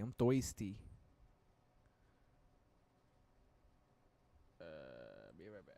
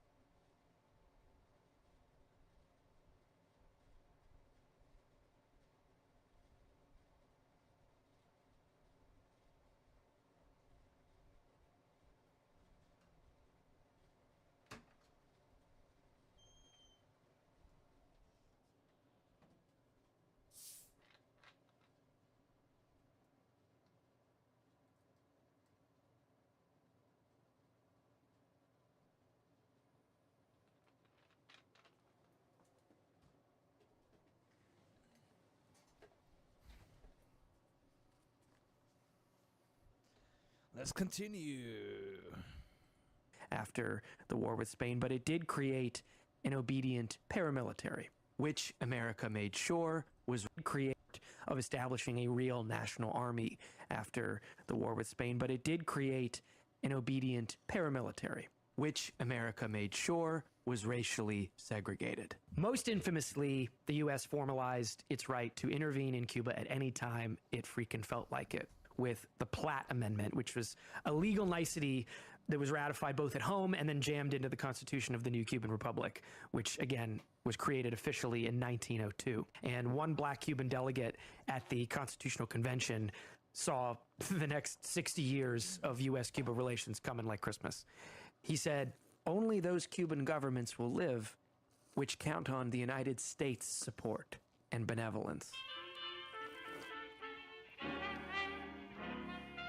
So American troops formally left Cuba in 1902, leaving behind everyone's favorite naval base, Guantanamo Bay. The Marines, however, would be back in 4 years in 1906, and again in 1912, and again in 1917. And these visits were to either police political disputes among the Cuban elite and or protect U.S. sugar plantations. In 1906, there was electoral chaos. In 1912, there was a crisis following the massacre of thousands of Afro-Cuban citizens. And in 1917, there was a revolt over a fraudulent election. From the very beginning, this government of the Cuban Republic, from 1902 to 1925, it was just a lackey government for American corporate and imperial interests. That's right. And so the American lackeys in charge in Cuba, they gave off public works contracts, land concessions, you name it, as favors, both among each other and among their patrons to the north. Most importantly, the U.S. cut tariffs of sugar coming from Cuba and U.S. goods going into Cuba. And the sugar... Do you guys see how fucking corrupt everything is and how, like, unfair and, like, pro-just America everything is? And, like, they took over Cuba, and then they made every company and every business literally suck money from the Cubans and give it to America, basically, or American capitalists. Among each other and among their patrons to the north.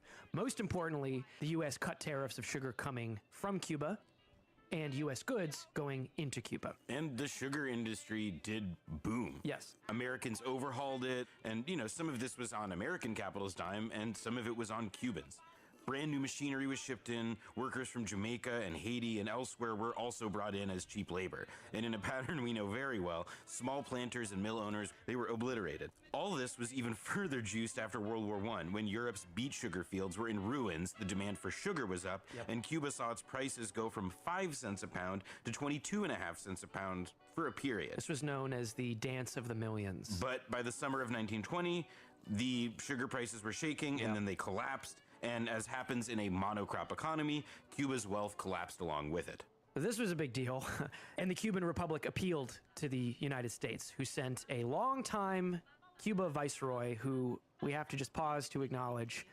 His name was Bert Crowder. Now, Justified fans out there know full well whose voice I'm hearing when I think about Bert Crowder. I am the outlaw, and this is my world. Bert Crowder was sent down there to, as we'd put it these days, restructure Cuba's economy following this financial crisis. So in 1921, he literally parks a U.S. cruiser, the Minnesota, in Havana Harbor and lives there dictating orders from this floating palace. This Boyd Crowder's place, isn't it? Well, it says Johnny's on the sign out front, but I do believe Mr. Crowder's the man in charge. As one American living in Cuba put it, the average Cuban's life is, quote, determined for him in a director's room in New York. As Richard Gott puts it, Cuba had become a colony in all but name.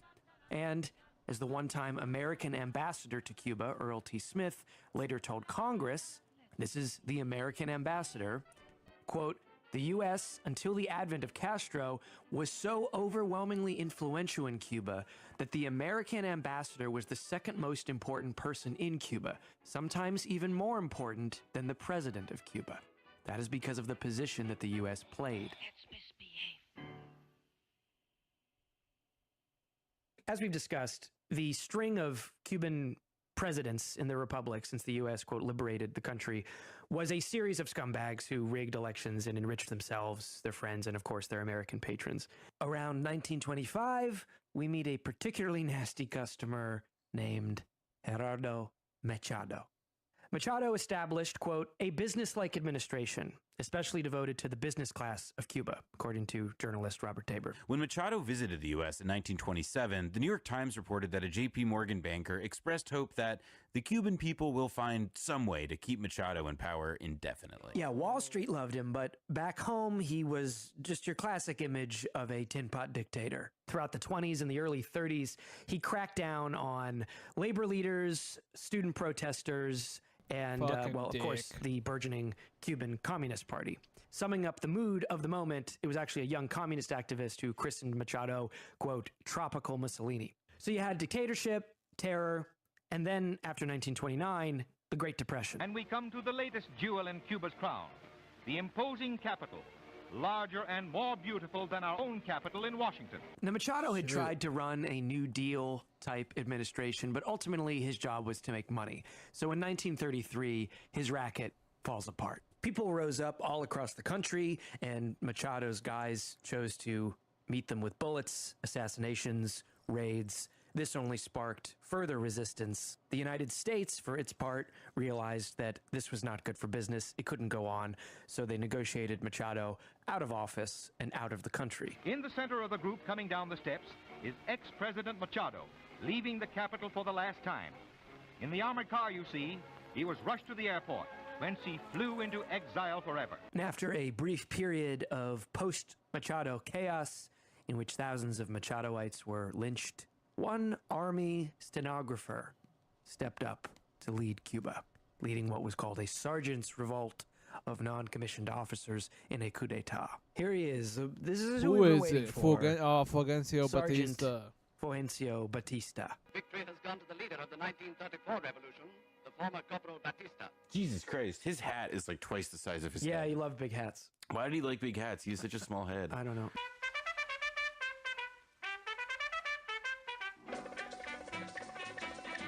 A self-made man, son of a sugar worker, Batista was the classic image of a pragmatic, businesslike caudillo, or strongman. As one historian put it, quote, as a non-ideologue head of state, Batista did not wish to propel Cuban society in any particular direction.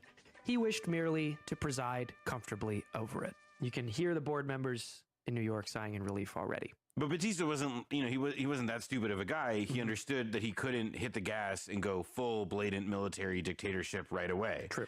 Remember last season when we talked about the Iraqi general who ruled in the 50s, General Qasim? He brought on communists into his government in order to take advantage of the social influence that they had in their organization. And Batista did something similar in Cuba for a time. Yes. The Constitution of 1940, which came about under him, was chock full of progressive measures, minimum wage, limitations on big land holdings, the right to strike, women's rights, minority rights. But none of this would ever really come to pass for Cubans. It was PR. That's fucked up. See, you got to give the people the actual goods, bro. You got to give the people the socialist, progressive stuff. That shit sounded good right there, what he was saying, but it was just they didn't give it to the people. It was a promise. They're like, we're gonna put this in the stuff, but you gotta vote. You gotta vote for me. For a government whose real constituents were North American capitalists, including people like Mr. Meyer Lansky. Lansky turned a natural genius for numbers into a multi-million-dollar gambling empire. High rollers made and lost fortunes at his casino tables. The Batista era was really the golden age of gangsterismo, rule by gangsters. Batista would generate wealth not through a radical new development of Cuba's economy, but through investment from American businessmen on both sides of the law. I mean, Meyer Lansky, probably the most notorious Jewish mobster in American history. He was one example of somebody who, took to free enterprise in Cuba. In exchange for a free hand in Havana, guys like Lansky would build, as the historian Jack Calhoun puts it, quote, a colony of casinos, hotels, and nightclubs in Cuba. And of course, they would cut Batista's government in. Some of the finest people of the United States patronize these places. Also, your big charity balls were held there. Havana in particular was like a free zone for gambling, drugs, all the vices that these guys were peddling. And the beauty of Cuba in its music and its culture, Afro-Cuban music in particular, was sort of utilized by the gangsters to form a picture of this paradise and entice tourists and gamblers to come to their tropical vice city. And Lansky was joined in Havana by criminal luminaries such as Lucky Luciano, who was the most powerful head of the New York mob's 5 families. Yeah, the thing with Luciano was he was not only looking to get in the regular gambling and numbers stuff in Cuba, but was apparently, according, we like to take federal sources for what they're worth, but the head of the U.S. Bureau of Narcotics, which was wiretapping Luciano, claimed that Cuba was, quote, to be made the center of all international narcotics operations. Luciano had already become friendly with a number of the high Cuban officials through the lavish use of expensive gifts. So he wanted to turn it into a heroin juncture for his empire. So Luciano actually lived in Cuba for a time in the Hotel Nacional after World War II. And during the war, Luciano was working with the American Office of Naval Intelligence. Yes, supposedly to protect the harbors, but really, I mean, there's a whole other story there. Yeah, there is government working with the mafia. Yeah, and there's this fabled Havana Conference, which is, you know, this council. Look at this dude's face, dude. You look serious. This guy looks nice. This guy looks serious. Of doom of all the mafia bosses in the Western Hemisphere that is said to have taken place at the Hotel Nacional in 1946. These are wonderful things that we've achieved in Havana, and there's no limit to where we can go from here. This kind of government knows how to help business, to encourage it. In fact, gangsterismo blossomed even when Batista took a sabbatical from ruling Cuba in 1944. He took a break, moved to Daytona Beach in Florida. And his hand-picked successor lost the election that year to a supposed reformer. This guy ran on cleaning up the nation after a decade of Batista-style politics. But he actually couldn't stop his own government from consorting with gangsters from New York and elsewhere. And it was through a threat from the United States to cut off medical supplies to Cuba that Luciano was given up back to Italy in 1947. We spoke with Raul Roa Corey, former Cuban diplomat, about these years of gangsterismo and the mafia and their relationship with the Cuban government at the time. Well, the mafia wanted to control tourism and wanted to control all the hotels and the casinos and the prostitution and so on in Havana. It was a tremendous business to the mafia in the United States. The allies of Batista, because they supported his dictatorship, and in this sense, they became part of the structure which existed, the power structure which existed under Batista. Here is Rafael Hernandez. Yeah, fuck shit like this. Like when your government, when capitalism is allowing government to do shit like this, to be run by mafias, to be run by criminals, to do shit like the Jeffrey Epstein shit. You gotta stop. You gotta stop. You can't go on with that capitalism. You gotta introduce some socialism into your fucking country. Like, that is some fascist, mafia-ass gang shit. Like, what? How is that good? How is capitalism good? Hernandez, editor of the Cuban magazine Temas, talking about the ways that gangsterismo was a very basic way to control politics on the island. Well, I would say that not only foreign gangsters, but national gangsters were very much associated. The 1940s politics, Cuban politics, was very violent. Guns and gangs were very common in all those years. The Cuban governments became very corrupt. We had democratic elections, but we had a lot of corruption. Corruption associated with the use of power to make money, but also with the use of gangster groups to divide and control politics.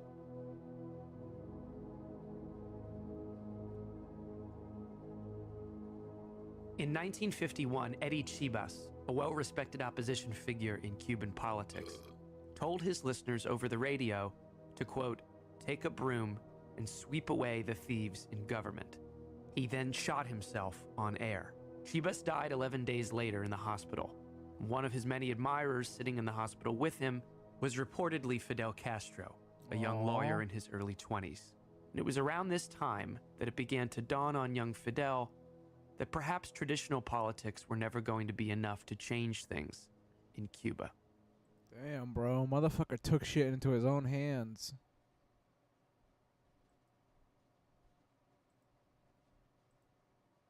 And sweep away, told his listeners over the radio to, quote, take a broom and sweep away the thieves in government. He then shot himself on air. Chibas died 11 days later in the hospital. One of his many admirers sitting in the hospital with him was reportedly Fidel Castro, a young lawyer in his early 20s. And it was around this time that it began to dawn on young Fidel that perhaps traditional politics were never going to be enough to change things in Cuba. As we've mentioned, Batista took a leave from ruling Cuba in 1944. with his supposedly liberal successor promising a new era of hope and change. This almost immediately degenerated into yet another chapter of corruption, underdevelopment, and rule by gangsters. The next president after this guy was Carlos Prio, a one-time anti-Machado activist and politician whose brother reportedly cut him in on a coke operation he was running, and he is said to have taken around $90 million from the Cuban treasury while president. So this is just the state of things, apparently forever, Batista or no Batista. Right. Oddly enough, it's Fulgencio Batista who takes advantage of everyone's discontent in 1952 when he comes back from Daytona Beach and runs for president again. The problem for Batista in 1952, however, was that he had lost that love and feeling. He had lost this public support from a decade earlier and was projected to lose big. His solution to this was very simple. Police patrol excited crowds in Havana who found that while they slept, behind the scenes strongman General Batista had overthrown the constitutional regime of President Carlos Prio. Batista suspended the Constitution of 1940, and Carlos Prio is reported to have fled the presidential palace so fast he forgot a stash of coke. The present coup was accomplished in only 77 minutes, but Cuba's political freedom is ended as Batista cancels the June 1st election. The U.S., for their part, had not planned for this, as they had the first time Batista carried out a coup. But after Batista assured the United States and Secretary of State Dean Acheson that Cuba would be safe for private capital and dangerous for communists, the United States recognized his new government. Right. Batista says he is a friend of the people as his soldiers patrol the streets to establish... You can be a criminal. You can be a pedo. You can be a murderer. You can be a mobster. As long as you're anti-communist. Come on. What he calls disciplined democracy. Batista outlawed the Communist Party, broke off diplomatic relations with the Soviet Union in a move that, the U.S. was enforcing Latin American countries, all over the hemisphere to do the exact same thing. Yes, and if you were a really good boy, you would even get a very special visit from Vice President Richard Nixon, who in 1955 visited Batista, toasted him, compared him to Abraham Lincoln, and then urged him to actually crack down even harder on the left inside of Cuba. A couple months later, Allen Dulles, head of the CIA, swings by, instructing Batista in setting up the Bureau for Repression of Communist Activities. In 1953, not long after Batista took over, U.S. military aid to Cuba was around $400,000 a year. By 1958, it will have shot up to $3 million a year. American domination of the economy, of course, was left alone. Here's a snippet from the U.S. Department of Commerce itself in 1956. Quote, "The only foreign investments of importance are those of the United States." Things were stated just as plainly by the Undersecretary of State in a memo to Eisenhower. Quote, "Batista outlawed communism in Cuba in 1953. He favored American investments in Cuba, and this country generally found bilateral relations with Cuba more satisfactory while Batista was in power." Batista also went about fixing things up with the mafia. His successors, after he had left for Florida in 1944, had gotten really sloppy. There had been no new hotels built since his first turn as leader, and Havana was losing its reputation as party city to Mexico's Acapulco. The FBI reported that Batista had asked Meyer Lansky to send an influx of his men to Cuba to, quote, operate gambling. The sergeant president passed a hotel law, which then turned the entire industry into an ATM. By the late 1950s, on the eve of the revolution, 300,000 tourists would come to Cuba each year, generating, mucho revenue for the mafia and for Batista. Wise guys from all over. New York, Jersey, Philly, Chicago, Florida. You could find people from all over in Cuba. Meyer Lansky set up the crown jewel of his empire there, the Hotel Riviera, half of which was subsidized by Cuban banks. The other half came from mob associates. And this is a business enterprise which has been set up and run by the same racketeers who shared hard-earned Cuban pesos and American dollars with a number of Cuba's government officials for the privilege of providing such services to the vacationing public. Even higher up in the mafia chain was Santo Traficante Jr., a Florida mob boss who controlled his own kingdom of casinos and nightclubs, the biggest and baddest being the Tropicana, but he also owned the San Suchi nightclub, the Hotel Capri, and the Salon Rojo casino. Many a Batista crony had a stake in or worked at these joints, and they were crawling with wise guys straight out of central casting. Yes, in fact, one such guy was Johnny Rosselli. Rosselli managed the San Suchi nightclub in Havana, and represented the interests of American gangsters such as Sam Giancana, a Chicago capo. Rosselli was reportedly friendly with Fulgencio Batista and would soon be very friendly with the CIA. So Batista had American industry, had the American mafia. He, of course, had the Cuban military. He even had the official trade union network of Cuba at his disposal. And while Batista may have been a partner of mafiosos, the biggest racket on the island was the Cuban government itself. Just like the mob, he would put out no-show jobs. His government would issue fake invoices, skimming extra costs off the top. And Batista himself plundered the public treasury. The former head of the largest private bank in Cuba at the time said that the Batista regime stole something like 500 million pesos from public works budgets, of 800 million pesos total. And the peso was the same thing as the dollar at that point. Right. And so, which means that, when Batista is himself said to have gotten something like 400 million pesos, that's today worth, several $billion. And underneath the surface, underneath this, shiny image of Havana as the Las Vegas of the Caribbean, there was a country of people who were underfed, overworked, exploited, treated like dirt. A speech given in 1953 does a good job of summing up the lives of ordinary Cubans. 85% of the small farmers in Cuba pay rent and live under constant threat of being evicted from the land they till. More than half of our most productive land is in the hands of foreigners. We export sugar to import candy. We export hides to import shoes. We export iron to import plows. 400,000 families in the countryside and in the cities lived cramped in huts and tenements without even the minimum sanitary requirements. 2,800,000 of our rural and suburban population lack electricity. If the state proposes the lowering of rents, landlords threaten to freeze all construction. In any small European country, there are more than 200 technological and vocational schools. In Cuba, only 6 such schools exist, and their graduates have no jobs for their skills. The little rural schoolhouses are attended by a mere half of the school-aged children, barefooted, half-naked, and undernourished. 90% of the children in the countryside are consumed by parasites, which filter through their bare feet from the ground they walk on. Public hospitals, which are always full, accept only patients recommended by some powerful politician, who, in return, demands the votes of the unfortunate one and his family, so that Cuba may continue forever in the same or worse condition. Dog, that's how you win a revolution. That's how you start a revolution. That's how you rile people up, get people to your cause. He's fighting for the people, for their conditions. No wonder he got the people behind him, dude. I mean, it makes total fucking sense. You can't call him evil and shit. This speech was given in a courtroom by a 27-year-old Fidel Castro, who was on trial for an attack on the Moncada barracks in the east of Cuba. With his brother Raul, Fidel had led an insurrection to take control of this key military outpost and spark a popular uprising against Batista. But this failed, and Fidel and his comrades, those who were not shot by the military, were put on trial. Up until this point, Fidel had balanced a streak for adventurism with more traditional liberal politics. He was one of 7 children of a well-to-do cane grower, and his father sent him away at a young age, so he grew up in a series of boarding schools and Jesuit academies.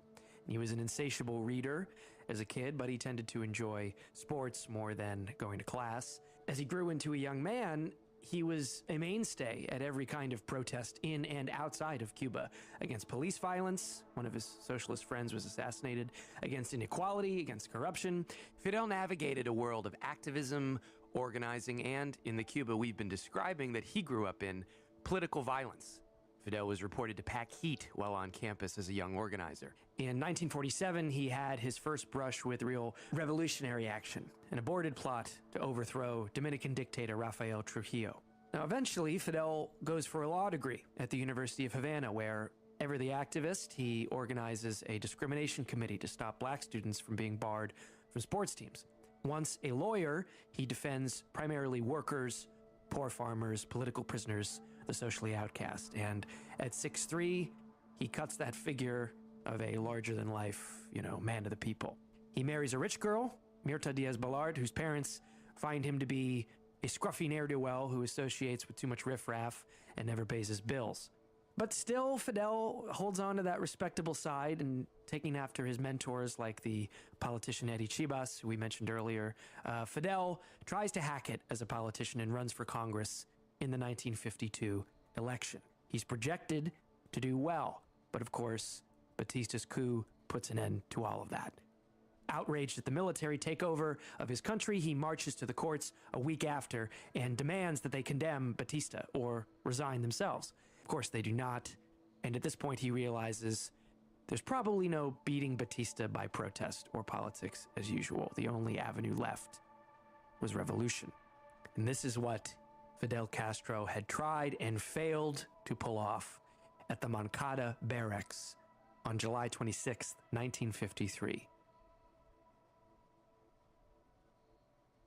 You need more men, dude. You need more men. After this attack on the Moncada barracks in 1953, the authorities were looking to arrest Castro. At least that's what they told the public. In fact, marching orders were to shoot him on sight. So when Fidel was eventually captured, it took one Lieutenant Sarria to end up saving Fidel's life. He whispered to Castro, "Don't say your name," so that he wouldn't be killed by soldiers in the moment, and at least turned over to the law in one piece. A couple months later, at a courthouse in Santiago, 122 prisoners, those who hadn't been murdered already, were brought to trial for the assault on Moncada barracks. Soldiers with machine guns posted up for 6 miles leading to the courthouse, and all the prisoners were brought in buses, except Fidel. He was transported there in a jeep, handcuffed, escorted by heavily armed soldiers on every side. He then defended himself with that speech that we quoted from earlier, in which he spoke for the 700,000 Cubans without work, the 500,000 farm laborers inhabiting miserable shacks, the 400,000 industrial laborers whose retirement funds have been embezzled. Yeah, and he proposed a revolutionary program. This is from his speech. A revolutionary government with the backing of the people and the respect of the nation, after cleansing the various institutions of all venal and corrupt officials, would proceed to immediately industrialize the country and solve the land problem. Despite his skills in the courtroom, Fidel and his brother and co-conspirator Raul were sentenced to 15 years in prison. But luckily for them, at this point, the attack on the Moncada barracks had made folk heroes out of the men and women who participated. Right, and they had come to become the faces of what was called the July 26th movement. Exactly, and so through this kind of popular pressure, Fidel and company were actually released in 1955. So the Castro brothers get out, but they are under round-the-clock surveillance. They have no way of actually pursuing their cause, let alone challenging Batista in any real way. So they slip out of the country to Mexico. They leave behind them in Cuba an underground of July 26th revolutionaries in the towns and the cities. But in Mexico, the Castro brothers will be setting up the military wing of the revolution. Oh, shit. Commander Castro, why are you leading a revolution? I am leading a revolution because the legal government of my country was overthrown by the army led by Batista. Now, when they got to Mexico, Fidel and Raul That's what recruited a happened. small group. Only those who they felt were truly ready to die in the muck, taking the fight back to Batista. They trained and collected funds. Batista actually had spies in Mexico. In fact, they were arrested several times by Mexican police paid off by the dictatorship and had to start from scratch. The Fidelistas' training in Mexico was run by a Colonel Alberto Bayo, a veteran of the Spanish Civil War in the 1930s, and Fidel soon met Bayo's top student, a young doctor from Argentina who had lived in Guatemala during the CIA's overthrow of Jacobo Arbenz. A professional communist from the Argentine named Ernesto Che Guevara joins Castro. He worked with the Reds there and in Guatemala. He met Castro in Mexico City and is an expert in guerrilla tactics. So by late November 1956, after a year of training and plotting their guerrilla campaign, a troop of 82 men, lugging guns, ammo, medicine, and food, all cram into a dilapidated yacht called the Grandma, set for a landing near Santiago in the east of Cuba. Now, this was the plan. On November 30th, the Grandma was supposed to land and connect with a comrade bringing vehicles, men, and other material. They would then motor up the coast and connect with even more rebels and attack the army at Manzanillo. Rebels across the island would then create diversions in cities with bombings and other general unrest. After taking the army outpost at Manzanillo, the Fidelistas would now be riding high with, confiscated arms and ammo, and Fidel would, get up to the hills of the Sierra Maestra, a mountainous base in the southeastern tip of the island, and he would call for a general strike and watch the people topple Batista. None of this happened. The Grandma landing was a disaster. For one thing, the yacht was a jalopy. It was only supposed to hold about 8 crew members, and of course this was a gang of 82 men, not to mention their backpacks, their guns, their ammo, supplies. One guy fell overboard. They didn't even make it to their destination until December 2nd, at which point several of the diversionary uprisings had already happened. When they finally did get there, the bottom of the ship hit seabed, which forced them to wade through the swamp between them and the shore. Everyone had to leave their heavy ammo behind, as well as food and medicine. When they finally got ashore, they didn't have a good idea of where they were. And the morning light was starting to approach, so Batista's aircraft were whizzing overhead, and the army was already headed their way to put them out of their misery. Fidel orders his recruits to split up and make a break for the Sierra Maestra. Che, still serving mainly as a medic in these early days, writes this in his reminiscences on the Cuban Revolution. Almost the entire troop was suffering open blisters on their feet. Eating our meager rations, half a sausage and 2 crackers, we heard a shot. Within seconds, a hail of bullets. At least that's how it seemed to us, this being our baptism of fire. They descended on our group of 82 men. I felt a sharp blow to my chest and a wound in my neck. I thought for certain I was dead. Despite the intense pain, I dragged myself into the cane field. Such was the beginning of forging what would become the rebel army. This was the ambush at Alegro del Pio. The rebels who escaped went on, starving and thirsty, eating snakes and cactus for breakfast and drawing water from stones and hounded by mosquitoes every minute. By the time the rebels reached safety in the Sierra Maestra in the south of the island, only a dozen of the original 82 men were left. And the story goes that when this small band of rebels regrouped, Fidel asked, "Do we still have some rifles?" Someone said, "Yeah, we got a couple." And Fidel says something like, "Well, now we have won the war." Damn. In December 1956, Castro and a handful of followers slipped back into Cuba from a base in Mexico. He has pledged to overthrow the tyrant Batista or die. Castro sets up rebel headquarters in the rugged Sierra Maestra Mountains of Oriente province. 12 hungry men against a modern army of 40,000. 1957 would be the first year of guerrilla war in Cuba. There was Batista in one corner, and in the other, the Barbudos, the bearded ones. Fidel says in his oral biography, "The story of our beards is very simple. It arose out of the difficult conditions we were living and fighting under as guerrillas. We didn't have any razor blades or straight razors. That turned into a kind of badge of identity. For the campesinos and everybody else, for the press, for the reporters, we were Los Barbudos. It has its positive side. In order for a spy to infiltrate us, he had to start preparing months ahead of time. He'd have had to have a 6-month growth of beard, you see. Once in the Sierra, Fidel and his dozen beardos regrouped and hunkered down. Slowly but surely, they had begun to actually ramp up recruitment, chiefly among poor peasants who were in the area surrounding the Sierra Maestra. And by the May of 1957, Che writes, quote, "We were making contacts, exploring new regions, and spreading the revolutionary flame and the legend of our Barbudos across the Sierra Maestra. The new spirit was communicated far and wide. Peasants came to greet us without so much fear, and we also feared them less." Now, there are several reasons why the Fidelistas were starting to see such a successful comeback after the disastrous landing. One is they were in the Oriente. This is the eastern part of Cuba. Particularly, they're in the south, in the Sierra Maestra. This is home to mostly landless, rural workers who outnumber the hated owners and tenants who they work for 3-1. It's an excellent social base for creating revolutionaries. Another reason that the rebels are probably doing well is that they treat campesinos, the peasants, humanely. They scrupulously pay for supplies in cash. Fidel attempts to enlist the sympathy of nearby peasants. That's awesome. His rebels set up schools in Cuba's backcountry and teach the peasants to read and write.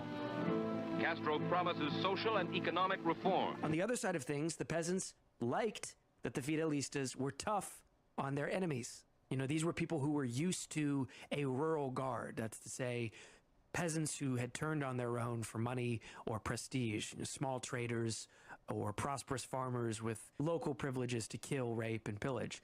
These rebels, on the other hand, seemed to genuinely practice a code of justice. And it was a harsh code of justice. There was execution of traitors, of bandits, of rapists. This was the kind of stuff that certain American magazines would soon be reporting on somewhat breathlessly.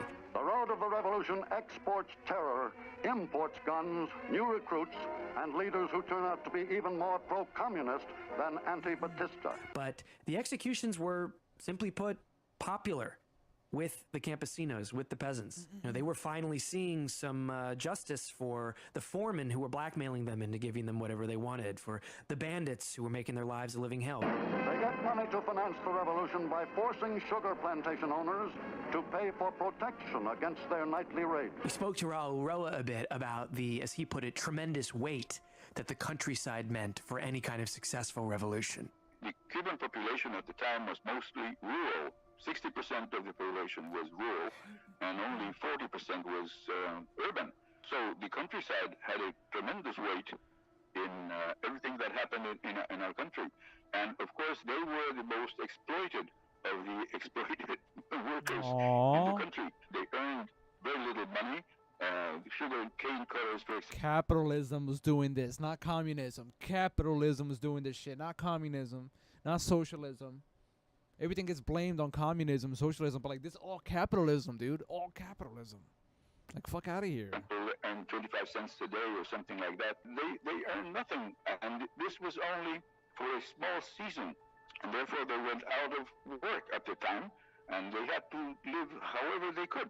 So this was the situation in the countryside was terrible. And therefore that is why Fidel always thought that taking to the mountains and fighting with the peasants would be a great support for the revolutionary movement, which it was, because as you know, the rebel army was constituted around 85 or 90% were peasants.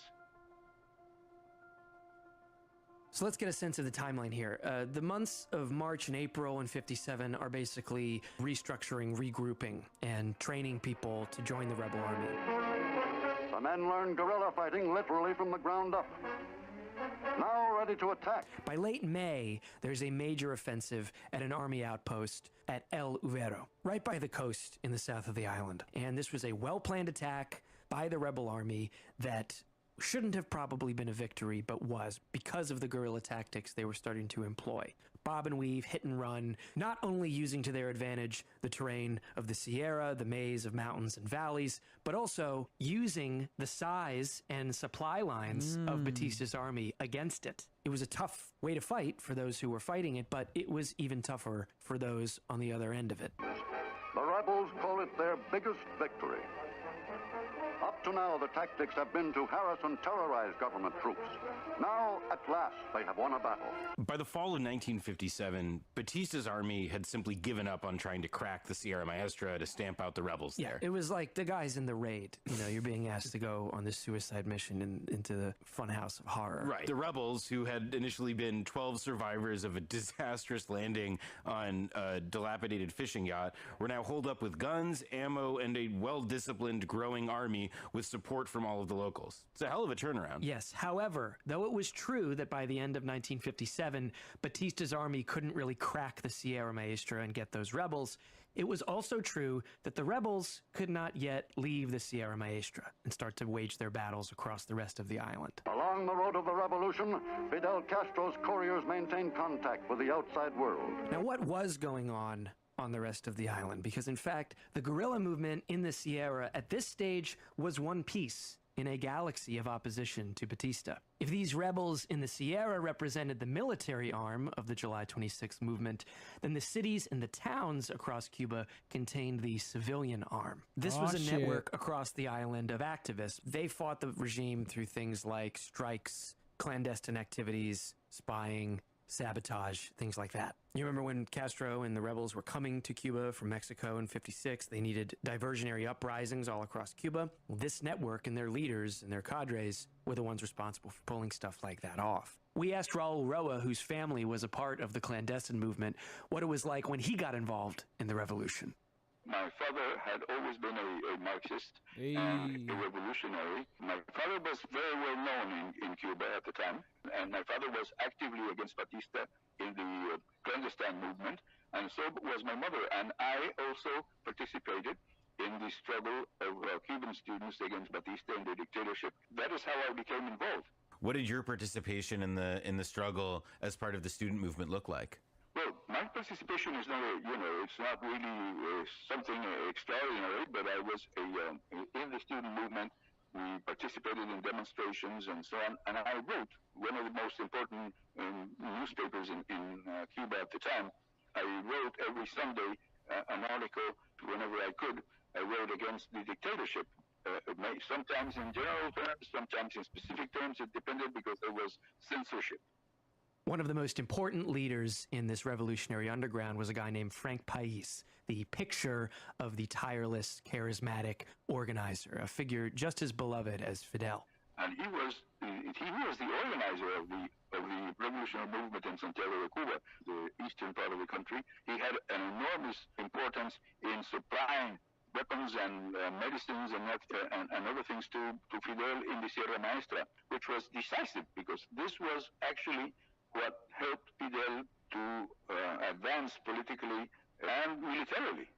The underground at this point is also where you would find many of the women who would come to dominate the revolution. These women included Heidi Santa Maria, Vilma Espin, and a revolutionary we've discussed in the first episode, Celia Sanchez. Hey. This is where they had been organizing for the better part of a decade, and soon many of them were going to join Fidel and the guerrillas in the Sierra. We spoke with Professor Michelle Chase, author of Revolution Within the Revolution, Women and Gender Politics in Cuba, about this side of the revolution. So there were women in the urban underground who collaborated with some of the major revolutionary organizations like Fidel Castro's organization, the 26th of July, and others. And they did everything from transporting weapons and ammunition, purchasing weapons and ammunition. Some of them traveled to other countries to purchase and bring back weapons and ammunition. They played a big role in producing propaganda, like pamphlets and flyers and stuff like that. They were the ones who really drafted that stuff, printed it, stored it, circulated it, right? There were a lot of women involved. They also did other stuff like they collected information. There was a lot of women telephone. That's so fucking awesome. I love when countries like are they allow women to help them with their military shit, like the Night Witches from the Soviet Union. Like, this is so progressive. Like, you can see how progressive it is for that time. Like, they allowed women to fight with them and shit.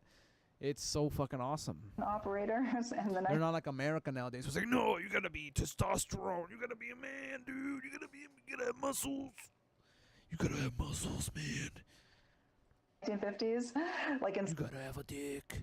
Santiago, for example, who collaborated with the movement, and they would eavesdrop on, police and army generals and just kind of try to figure out who had been identified or where a bust might occur and then try to get that information out. They operated safe houses, right, for men who were underground, who had been burned, identified by the police and needed either to travel up to the Sierra, to the rebel army, or just hide and try to get into an embassy and seek refuge somewhere. They visited prisoners. A lot of times men would be caught, thrown in prison, men who belonged to the revolutionary movement, and they would go under the guise of kind of a humanitarian gesture of maybe bringing them food or visiting them, bringing them letters perhaps from family members.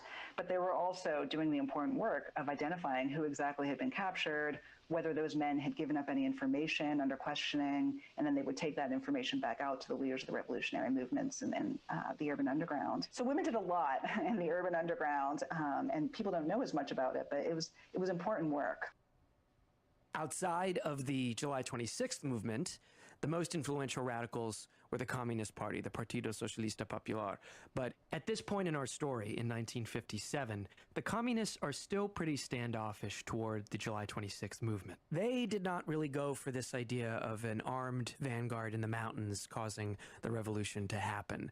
They had a more traditional doctrinaire concept where the revolution would be won through mass action and strikes that would culminate in a worker-led uprising. However, even in 57, local communists like those in Santiago were already working pretty closely in some situations with the July 26 guys. And in a year from now, in 1958, both the communists and the July 26ers will be under the same umbrella. The communists will start to appreciate the armed struggle more, and the July 26ers will start to appreciate more addressing the demands and the needs of the working classes.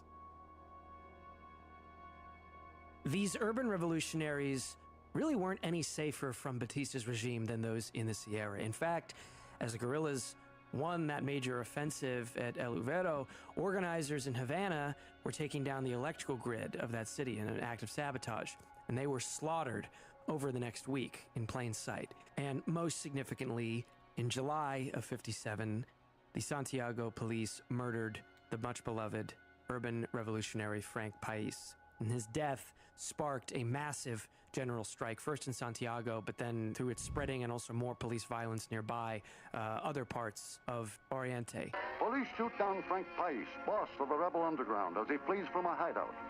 His funeral in Santiago disturbs the government because of the size of the crowd and its temper. Women with great emotion chanting, "Vengeance! Vengeance!" This did not, however, topple the Batista government, which then proceeded to turn the whole thing into a bloodbath. And there were several other big setbacks in 1957 for the anti-Batista movement as a whole. Jose Antonio Echeverria, leader of the students, organizes an attack on the presidential palace. They reach the second floor, but Batista escapes, and the student leaders are shot, leaving 25 bodies. Police, looking for the instigators, shoot down Jose Echeverria, who prematurely screamed over a radio station, "The tyrant is dead." The killing of Frank Pais in the summer of '57, and then the moral victory of the Fidelistas in the fall, cracked the image Batista's government had been trying to project both inside and outside of Cuba, that everything was under control. Through the press and just word of mouth, it was widely known now that guerrilla patrols were harassing government forces for hundreds of miles along the coast, and of course around the Sierra. So as 1958 dawned on Cuba, everybody was going to have to figure out pretty soon what they felt about these Fidelistas, least of all, the United States of America.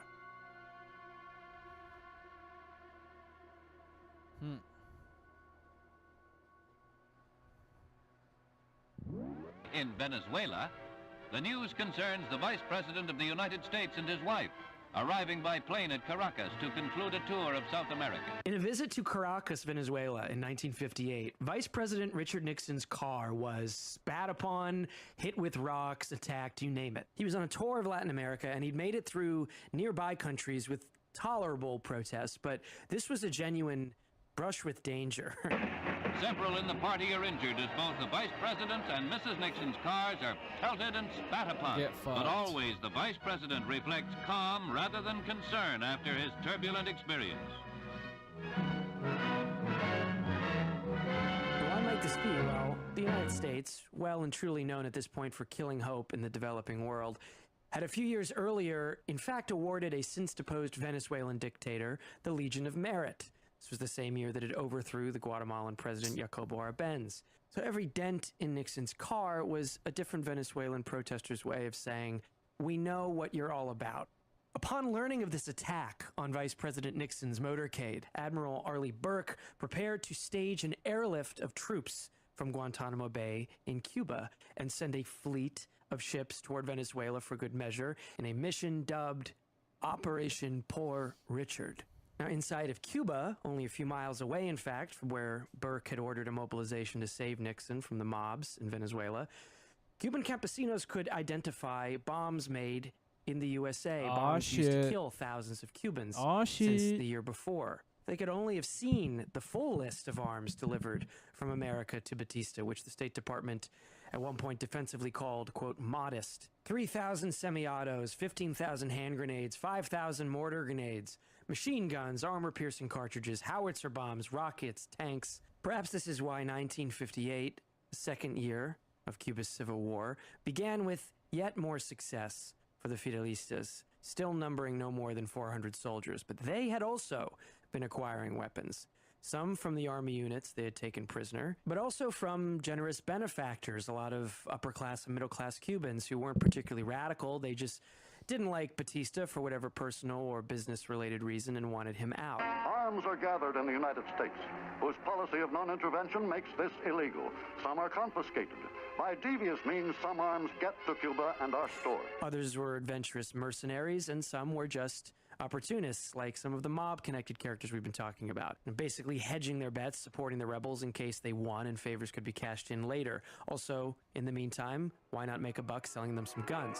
1958, 3 days after Easter Sunday, Batista orders 12,000 troops into the Sierra Maestra.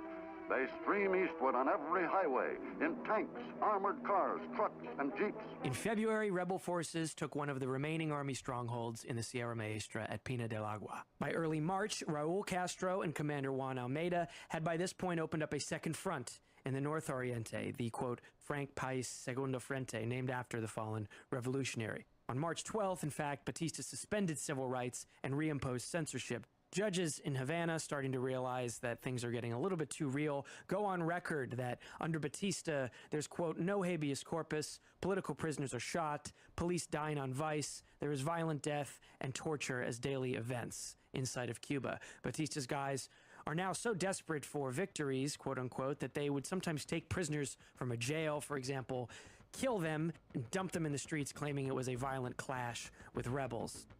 Wow. What happened next seemed to put everything in jeopardy. For months, a general strike to cripple and then topple the government had been discussed at the highest levels of the July 26th movement. This was a key factor in the fall of Machado in 1933, and it was of course consistent with the principles and idea of the movement. Was it strategically valid, however? Fidel Castro did not think so. Put simply, in Cuba, he did not believe the cities could be won until the countryside was won. Yeah, and if the strike did not topple Batista, the dictator would perceive a key moment to reverse the rebels' momentum and crack down as hard and fast as possible. Fidel and his camp, however, were essentially outvoted, and he supported his comrades' decision. He announced in a rebel radio broadcast from the Sierra the weakness of the Batista regime and the need soon for a general strike. The government would be prepared. The rebels fight their way across the open plaza against murderous gunfire. The general strike was launched on April 9th, 1958. It failed. Batista wasted no time, not only humiliating the revolutionaries and crushing morale, but unleashing a wave of retaliatory terror. He had finally gotten a break and prepared a desperate and therefore all the more deadly campaign to truly puncture the rebel army and stamp it out for good. Che writes, morale fell so much that the enemy army considered it opportune to offer pardons and prepared some leaflets dropped into rebel zones. They published photos of people who had turned themselves in, some real, others not. It was clear that the counter-revolutionary wave was growing. In Havana, Batista invites the press to his palace. There are sandbags on the roof. And the army sent in 10,000 troops at Fidel's column. It was a real close-up battle for the rebels. The dictator announces that he had ordered a general advance against Castro. Fidel called in for reinforcements from commanders Camilo Cienfuegos and Juan Almeida, and in time they managed to stave off the encirclement. He sends in bazooka teams, which Castro's men capture and turn against Tabernier's tanks. Castro records his broadcasts for the rebel radio. His men now will come down from the mountains and fight on the plains. Cook 'em, bro. Cook 'em, Fidel. Then there was a high-level meeting among the revolutionary leadership. Those who had pursued the mistaken strategies during the general strike took their lumps. Those who were still opposed to working with the Communist Party were also overruled. The Communists now worked as one with the July 26th movement. Fidel was declared General Secretary of the National Committee, and so now all major decisions on strategy going forward in the Civil War would go through him. Despite the blow to the movement after the failed April strike, the hard fighting of the rebels in the Sierra Maestra and the Northern Oriente, combined with Fidel's leadership, turned the defeat into a counter-strike, soundly defeating the army in the Sierra. The last army commander defeated by Fidel, like many others, ended up actually joining the rebels. The surrendered men were, as was the policy, delivered to representatives of the Cuban and International Red Cross. Yeah, and this turnaround actually gave the rebels the breathing room to organize a final campaign, which was to drive to the center of Cuba and clear the way to Havana. Ooh. Che Guevara in his column turned toward the plains of Camagüey, the territory between them and the center of the country, Las Villas. This was not going to be, however, a cinematic march to a late summer victory. They are hit not only by brutal attacks from the army forces, but also by terrible hurricanes. Che had under 200 men, and their feet were so raw and swollen that they weren't actually even able to put on their boots at a certain point. I'll read again from Che's journal. September 30th, we advance into the swamp about 2 kilometers parallel with the railroad and camp with the water up to our knees. we endure 2 days without food and shivering with cold, drinking this pestilential water that is our only nourishment. The tortures that we are suffering are terrible. Scouts are sent out who bring us news that the entire railway embankment is a firing line. And by October, they would make it out of the swamps, though, quote, scarcely able to walk because of the weaknesses and the ravages of fungal infection in their feet. That's Camilo crazy. Cienfuegos' column, also heading westward, ran further north. And they clashed with Army units and dodged Army aircraft.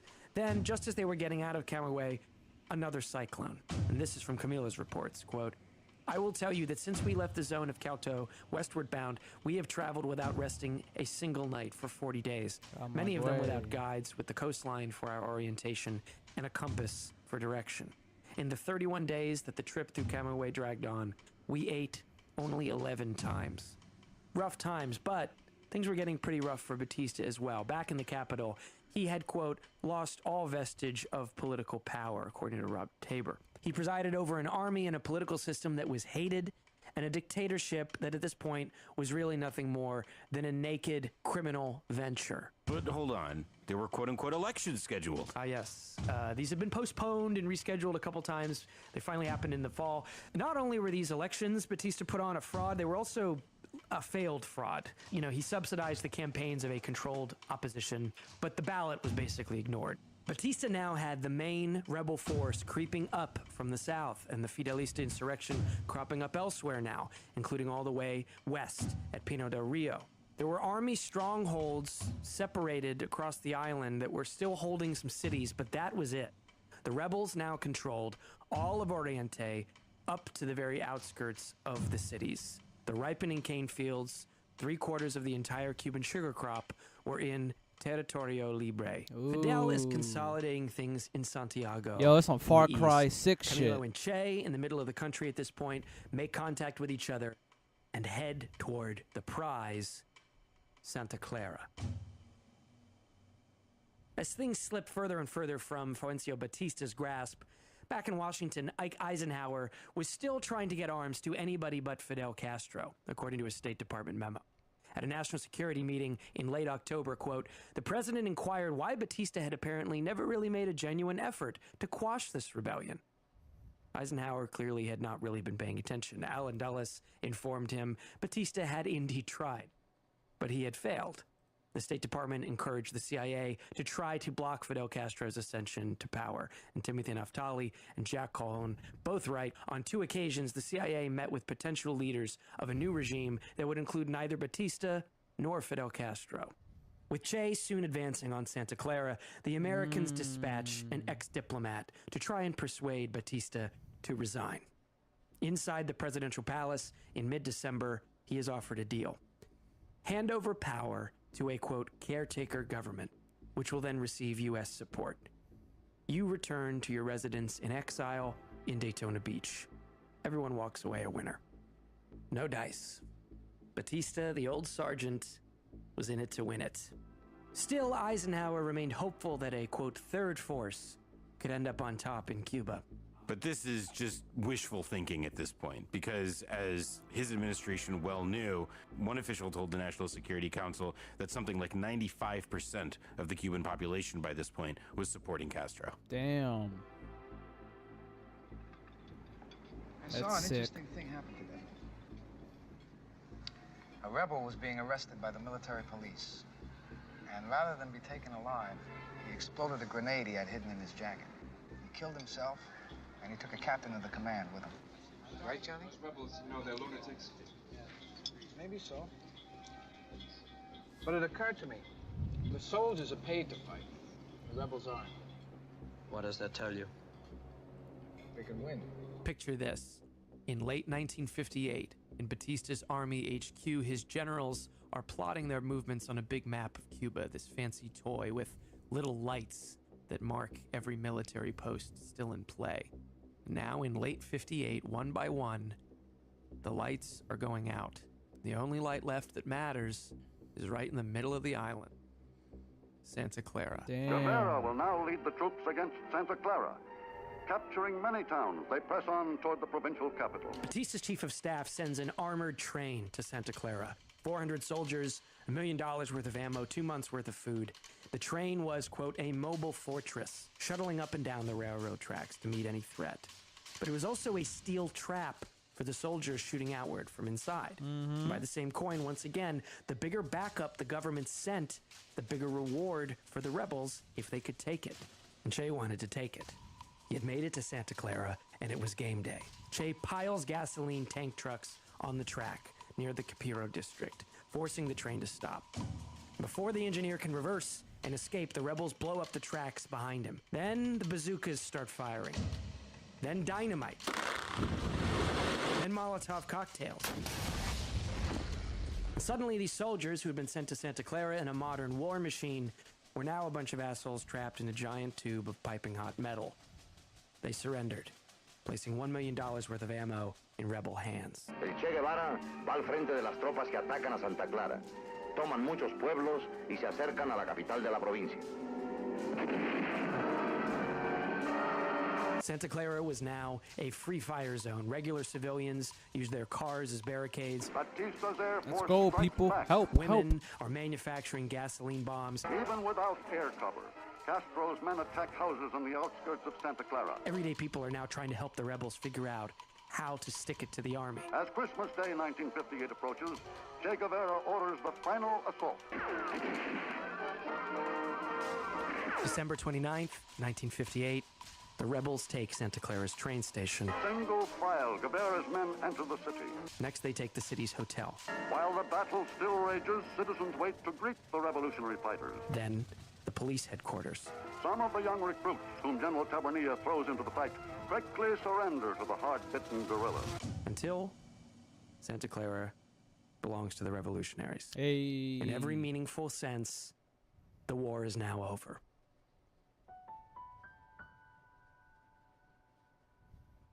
December 31st, 1958. Fulgencio Batista, one-time sergeant, still current president of Cuba, enjoys a New Year's Eve party with his family, friends, and advisors. They hear news that the revolutionary forces all over the island are rising against Batista. They ring in the new year by boarding several planes and fleeing Cuba for the nearby Dominican Republic. 5.5 years after the first Moncada attack, Batista sees the handwriting on the wall and flees the country. Batista had hoped to go back to his residence in Daytona Beach, but this was no longer an option after refusing a deal with the Americans to give up power earlier. He does, however, move $300 to $400 million into bank accounts in New York, Florida, and Switzerland.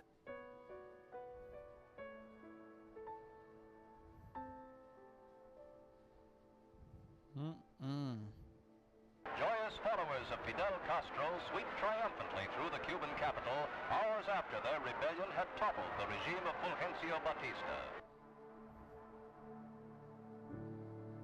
A general strike called for by Fidel after the military victory secures the revolution, preventing it from becoming yet another coup or yet another changing of the guard.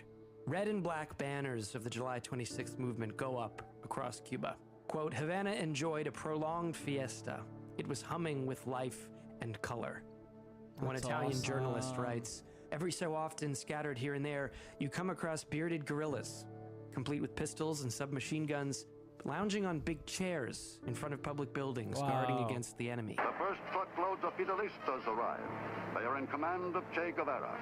They bring along their captured tanks, just in case. The Times of Havana writes, young boys with sticks smashed parking meters and threw them into the streets. The news spreads through Havana. Batista is finished. Crowds briefly battled with police until July 26th militias settled in and prevented anything from That's so getting beautiful, out of hand. yo. In Cardenas, near the northern coast, thousands of people ran through the streets to follow rebels on a ceremonial visit to the grave of a student martyr. Some of the people who perhaps did not enjoy this party that was thrown in Havana were the people who owned the casinos. 7 of the 13 casinos in Havana suffered extensive damage, including the gaming rooms of the Deauville, Plaza, and Sevilla Biltmore hotels. Slot machines were stolen from Traficante's Sanssouci Club. and revolutionaries decided to make the Havana Hilton their new headquarters. The crowd turns on the gambling casinos run by Meyer Lansky and other American hoodlums under Batista protection. On the outskirts of Havana, people were so closely packed together that it actually took hours to get into the city, and every, passing car was hailed as if it carried Fidel Castro himself. Castro would actually not reach Havana for another week, but after arriving in Santiago on January 2nd, he gave a speech the following day. Sick. This is what he said. This will not be like 1895, when the Americans came and took over. Nor will it be like 1933, when the people began to believe that the revolution was going to triumph and Mr. Batista came in to betray the revolution. Nor will it be like 1944, when the people took courage, believing they had finally reached a position where they could take over power, while those who did assume power proved to be thieves. We will have no thievery, no treason, no intervention. This time, it is truly the revolution. Let's go. Even though some might not desire it. That night, a big rally at Camp Columbia, Batista's military headquarters. Castro speaks quietly, a white dove perched on his shoulder. Santo Trafficante told his lawyer, quote, Castro's not going to be in office or power for long. Batista will return or someone else will replace the guy because there's no way the economy can continue without tourists. It'll blow over. Che Guevara wrote down that all eyes, those of the great oppressors and those of the hopeful, are firmly on us, and every step we take is being observed by the ever-watchful eyes of the big creditor. Alan Dulles, head of the CIA, said, quote, we do not believe Castro is in the pay of or working for the communists. His brother is more irresponsible. And this fellow Che Guevara, the Argentinian who has been fighting with him, we are rather suspicious about him. Camilo Cienfuegos simply stated what was obvious, yet unbelievable. We did it. Meyer Lansky also kept it simple. He contacted the FBI and said, the entire Cuban government will soon be communistic. And Meyer Lansky offered the US government some help.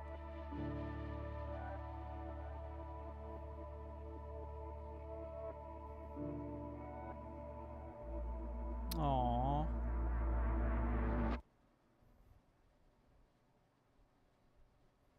Damn, bro. That is so good, bro. That is so good.